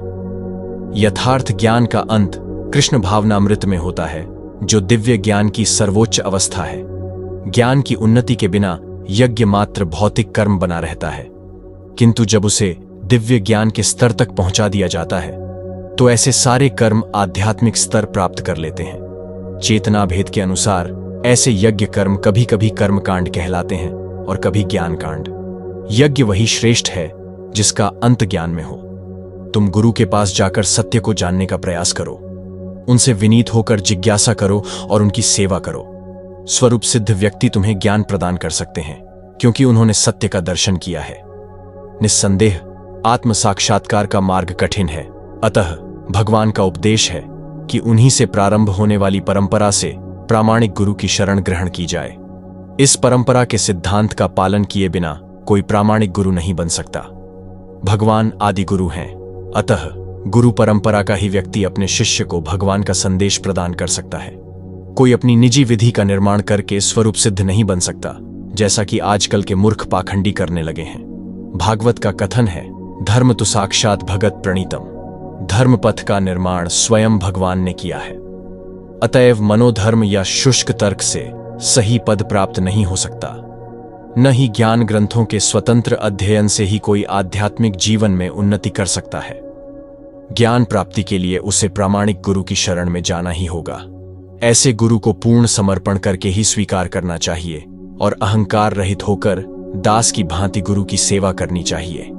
स्वरूप सिद्ध गुरु की प्रसन्नता ही आध्यात्मिक जीवन की प्रगति का रहस्य है। जिज्ञासा और विनीत भाव के मेल से आध्यात्मिक ज्ञान प्राप्त होता है। बिना विनीत भाव तथा सेवा के विद्वान गुरु से की गई जिज्ञासाएं प्रभावपूर्ण नहीं होंगी। शिष्य को गुरु परीक्षा में उत्तीर्ण होना चाहिए, और जब गुरु शिष्य में वास्तविक इच्छा देखता है तो स्वतः ही शिष्य को आध्यात्मिक ज्ञान का आशीर्वाद देता है। इस श्लोक में अंधानुगमन तथा निरर्थक जिज्ञासा इन दोनों की भर्त्सना की गई है। शिष्य न केवल गुरु से विनीत होकर सुने, अपितु विनीत भाव तथा सेवा और जिज्ञासा द्वारा गुरु से स्पष्ट ज्ञान प्राप्त करे। प्रामाणिक गुरु स्वभाव से शिष्य के प्रति दयालु होता है, अतः यदि शिष्य विनीत हो और सेवा में तत्पर रहे तो ज्ञान और जिज्ञासा का विनिमय पूर्ण हो जाता है। स्वरूप सिद्ध व्यक्ति से वास्तविक ज्ञान प्राप्त कर चुकने पर तुम पुनः कभी ऐसे मोह को प्राप्त नहीं होगे, क्योंकि इस ज्ञान के द्वारा तुम देख सकोगे कि सभी जीव परमात्मा के अंश स्वरूप हैं, अर्थात वे सब मेरे हैं। स्वरूप सिद्ध व्यक्ति से ज्ञान प्राप्त होने का परिणाम यह होता है कि यह पता चल जाता है कि सारे जीव भगवान श्री कृष्ण के भिन्न अंश हैं। कृष्ण से पृथक अस्तित्व का भाव माया, मां नहीं या यह कहलाती है। कुछ लोग सोचते हैं कि हमें कृष्ण से क्या लेना देना है, वे तो केवल महान ऐतिहासिक पुरुष हैं और परब्रह्म तो निराकार है। वस्तुतः जैसा कि भगवद गीता में कहा गया है, यह निराकार ब्रह्म कृष्ण का व्यक्तिगत तेज है। कृष्ण भगवान के रूप में प्रत्येक वस्तु के कारण हैं। ब्रह्म संहिता में स्पष्ट कहा गया है कि कृष्ण श्री भगवान हैं और सभी कारणों के कारण हैं। यहां तक कि लाखों अवतार उनके विभिन्न विस्तार ही हैं। इसी प्रकार सारे जीव भी कृष्ण का अंश हैं। मायावादियों की यह मिथ्या धारणा है कि कृष्ण अपने अनेक अंशों में अपनी निजी पृथक अस्तित्व को मिटा देते हैं। यह विचार सर्वथा भौतिक है। भौतिक जगत में हमारा अनुभव है कि यदि किसी वस्तु का विखंडन किया जाए तो उसका मूल स्वरूप नष्ट हो जाता है, किंतु मायावादी यह नहीं समझ पाते कि परम का अर्थ है कि एक और एक मिलकर एक ही होता है और एक में से एक घटाने पर भी एक बचता है। पर ब्रह्म का यही स्वरूप है। ब्रह्म विद्या का पर्याप्त ज्ञान न होने के कारण हम माया से आवृत हैं, इसीलिए हम अपने को कृष्ण से पृथक सोचते हैं। यद्यपि हम कृष्ण के भिन्न अंश ही हैं, किंतु तो भी हम उनसे भिन्न नहीं हैं। जीवों का शारीरिक अंतर माया है अथवा वास्तविक सत्य नहीं है। हम सभी कृष्ण को प्रसन्न करने के निमित्त हैं। केवल माया के कारण ही अर्जुन ने सोचा कि उसके स्वजनों से उसका क्षणिक शारीरिक संबंध कृष्ण के शाश्वत आध्यात्मिक संबंधों से अधिक महत्वपूर्ण है। गीता का संपूर्ण उपदेश इसी ओर लक्षित है कि कृष्ण का नित्य दास होने के कारण जीव उनसे पृथक नहीं हो सकता। कृष्ण से अपने को विलग मानना ही माया कहलाती है। पर ब्रह्म के भिन्न अंश के रूप में जीवों को एक विशिष्ट उद्देश्य पूरा करना होता है। उस उद्देश्य को भुलाने के कारण ही वे अनादिकाल से मानव, पशु, देवता आदि देहों में स्थित हैं। ऐसे शारीरिक अंतर भगवान के दिव्य सेवा के विस्मरण से जनित हैं। किंतु जब कोई कृष्ण भावनामृत के माध्यम से दिव्य सेवा में लग जाता है तो वह इस माया से तुरंत मुक्त हो जाता है। ऐसा ज्ञान केवल प्रामाणिक गुरु से ही प्राप्त हो सकता है और इस तरह वह इस भ्रम को दूर कर सकता है कि जीव कृष्ण के तुल्य है। पूर्ण ज्ञान तो यह है कि परमात्मा कृष्ण समस्त जीवों के परम आश्रय हैं और इस आश्रय को त्याग देने पर जीव माया द्वारा मोहित होते हैं, क्योंकि वे अपना अस्तित्व पृथक समझते हैं। इस तरह विभिन्न भौतिक पहचानों के मानदंडों के अंतर्गत वे कृष्ण को भूल जाते हैं। किंतु जब ऐसे मोहग्रस्त जीव कृष्ण भावनामृत में स्थित होते हैं तो यह समझा जाता है कि वे मुक्ति पथ पर हैं, जिसकी पुष्टि भागवत में की गई है। मुक्तिर्हित वान्यथा रूपम स्वरूपेण व्यवस्थिति। मुक्ति का अर्थ है कृष्ण के नित्य दास रूप में, कृष्ण भावनामृत में अपनी स्वाभाविक स्थिति पर होना। यदि तुम्हें समस्त पापियों में भी सर्वाधिक पापी समझा जाए तो भी तुम दिव्य ज्ञान रूपी नाव में स्थित होकर दुख सागर को पार करने में समर्थ होगे। श्री कृष्ण के संबंध में अपनी स्वाभाविक स्थिति का सही सही ज्ञान इतना उत्तम होता है कि अज्ञान सागर में चलने वाले जीवन संघर्ष से मनुष्य तुरंत ही ऊपर उठ सकता है। यह भौतिक जगत कभी कभी अज्ञान सागर मान लिया जाता है तो कभी जलता हुआ जंगल। सागर में कोई कितना ही कुशल तैराक क्यों न हो, जीवन संघर्ष अत्यंत कठिन है। यदि कोई संघर्षरत तैरने वाले को आगे बढ़कर समुद्र से निकाल लेता है तो वह सबसे बड़ा रक्षक है। भगवान से प्राप्त पूर्ण ज्ञान मुक्ति का पथ है। कृष्ण भावनामृत की नाव अत्यंत सुगम है, किंतु उसी के साथ साथ अत्यंत उदात्त भी। जैसे प्रज्वलित अग्नि ईंधन को भस्म कर देती है, उसी तरह हे अर्जुन, ज्ञान रूपी अग्नि भौतिक कर्मों के समस्त फलों को जला डालती है। आत्मा तथा परमात्मा संबंधी पूर्ण ज्ञान तथा उनके संबंध की तुलना यहां अग्नि से की गई है। यह अग्नि न केवल समस्त पाप कर्मों के फलों को जला देती है, अपितु पुण्य कर्मों के फलों को भी भस्मसात करने वाली है। कर्मफल की कई अवस्थाएं हैं, शुभारंभ, बीज, संचित आदि। किंतु जीव को स्वरूप का ज्ञान होने पर सब कुछ भस्म हो जाता है, चाहे वह पूर्ववर्ती हो या परवर्ती। वेदों में कहा गया है, उभे उहे वैश एते तरत्यमृत साध्वा साधुनी, मनुष्य पाप तथा पुण्य दोनों ही प्रकार के कर्म फलों को जीत लेता है। इस संसार में दिव्य ज्ञान के समान कुछ भी उदात्त तथा शुद्ध नहीं है। ऐसा ज्ञान समस्त योग का परिपक्व फल है। जो व्यक्ति भक्ति में सिद्ध हो जाता है वह यथा समय अपने अंतर में इस ज्ञान का आस्वादन करता है। जब हम दिव्य ज्ञान की बात करते हैं तो हमारा प्रयोजन आध्यात्मिक ज्ञान से होता है। निस्संदेह दिव्य ज्ञान के समान कुछ भी उदात्त और शुद्ध नहीं है। अज्ञान ही हमारे बंधन का कारण है और ज्ञान हमारी मुक्ति का। यह ज्ञान भक्ति का परिपक्व फल है।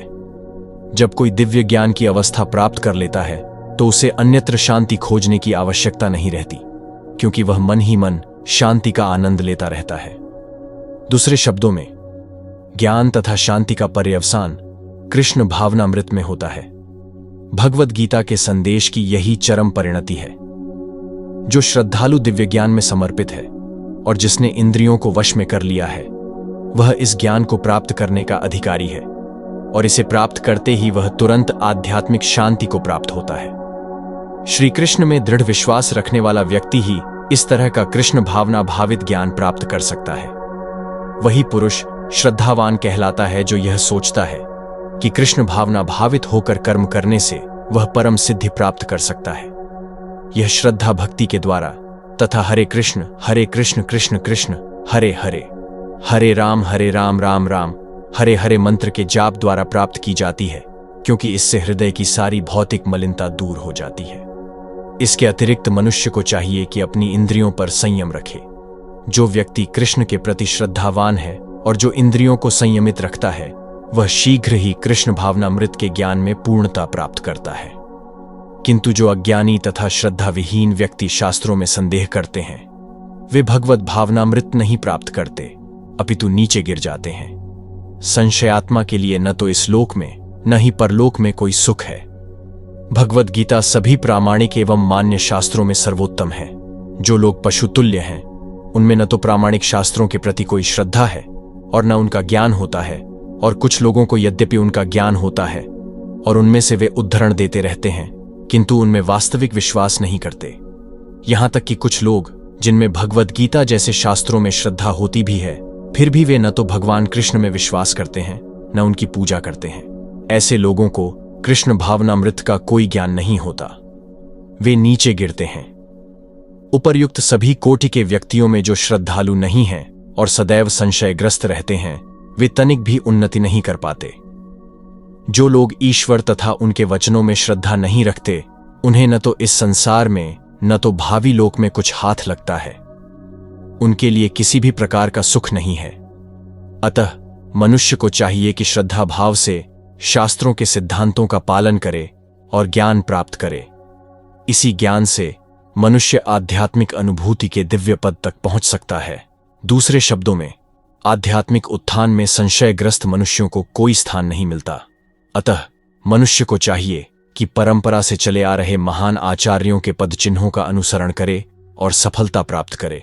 जो व्यक्ति अपने कर्म फलों का परित्याग करते हुए भक्ति करता है और जिसके संशय दिव्य ज्ञान द्वारा विनष्ट हो चुके होते हैं, वही वास्तव में आत्मपरायण है। हे धनंजय, वह कर्मों के बंधन से नहीं बंधता। जो मनुष्य भगवद गीता की शिक्षा का उसी रूप में पालन करता है जिस रूप में भगवान श्री कृष्ण ने दी थी, तो वह दिव्य ज्ञान की कृपा से समस्त संशयों से मुक्त हो जाता है। पूर्णतः कृष्ण भावना भावित होने के कारण उसे श्री भगवान के अंश रूप में अपने स्वरूप का ज्ञान पहले ही हो जाता है। अतएव निस्संदेह वह कर्म बंधन से मुक्त है। अतएव तुम्हारे हृदय में अज्ञान के कारण जो संशय उठे हैं, उन्हें ज्ञान रूपी शस्त्र से काट डालो। हे भारत, तुम योग से समन्वित होकर खड़े हो और युद्ध करो। इस अध्याय में जिस योग पद्धति का उपदेश हुआ है वह सनातन योग कहलाती है। इस योग में दो तरह के यज्ञ कर्म किए जाते हैं। एक तो द्रव्य का यज्ञ और दूसरा आत्मज्ञान यज्ञ, जो विशुद्ध आध्यात्मिक कर्म है। यदि आत्म साक्षात्कार के लिए द्रव्य यज्ञ नहीं किया जाता तो ऐसा यज्ञ भौतिक बन जाता है, किंतु जब कोई आध्यात्मिक उद्देश्य या भक्ति से ऐसा यज्ञ करता है तो वह पूर्ण यज्ञ होता है। आध्यात्मिक क्रियाएं भी दो प्रकार की होती हैं, आत्मबोध या अपने स्वरूप को समझना तथा श्री भगवान विषयक सत्य। जो भगवद गीता के मार्ग का पालन करता है वह ज्ञान की इन दोनों श्रेणियों को समझ सकता है। उसके लिए भगवान के अंश स्वरूप आत्मज्ञान को प्राप्त करने में कोई कठिनाई नहीं होती है। ऐसा ज्ञान लाभप्रद है क्योंकि ऐसा व्यक्ति भगवान के दिव्य कार्यकलापों को समझ सकता है। इस अध्याय के प्रारंभ में स्वयं भगवान ने अपने दिव्य कार्यकलापों का वर्णन किया है। जो व्यक्ति गीता के उपदेशों को नहीं समझता वह श्रद्धा विहीन है, और जो भगवान द्वारा उपदेश देने पर भी भगवान के सच्चिदानंद स्वरूप को नहीं समझ पाता तो यह समझना चाहिए कि वह निपट मूर्ख है। कृष्ण भावनामृत के सिद्धांतों को स्वीकार करके अज्ञान को क्रमशः दूर किया जा सकता है। यह कृष्ण भावनामृत विविध देव यज्ञ, ब्रह्म यज्ञ, ब्रह्मचर्य यज्ञ, गृहस्थ यज्ञ, इंद्रिय संयम यज्ञ, योग साधना यज्ञ, तपस्या यज्ञ, द्रव्य यज्ञ, स्वाध्याय यज्ञ तथा वर्णाश्रम धर्म में भाग लेकर जागृत किया जा सकता है। ये सब यज्ञ कहलाते हैं और ये सब नियमित कर्म पर आधारित हैं। किंतु इन सब कार्यकलापों के भीतर सबसे महत्वपूर्ण कारक आत्म साक्षात्कार है। जो इस उद्देश्य को खोज लेता है वही भगवद गीता का वास्तविक पाठक है। किंतु जो कृष्ण को प्रमाण नहीं मानता वह नीचे गिर जाता है। अतः मनुष्य को चाहिए कि वह सेवा तथा समर्पण समेत किसी प्रामाणिक गुरु के निर्देशन में भगवद गीता या अन्य किसी शास्त्र का अध्ययन करे। प्रामाणिक गुरु अनंतकाल से चली आने वाली परंपरा में होता है और वह परमेश्वर के उन उपदेशों से तनिक भी विपत नहीं होता जिन्हें उन्होंने लाखों वर्ष पूर्व सूर्यदेव को दिया था और जिनसे भगवद गीता के उपदेश इस धराधाम में आए। अतः गीता में ही व्यक्त भगवद गीता के पथ का अनुसरण करना चाहिए और उन लोगों से सावधान रहना चाहिए जो आत्मश्लाघावश अन्यों को वास्तविक पथ से विपथ करते रहते हैं। भगवान निश्चित रूप से परम पुरुष हैं और उनके कार्यकलाप दिव्य हैं। जो इसे समझता है वह भगवद गीता का अध्ययन शुभारंभ करते ही मुक्त होता है।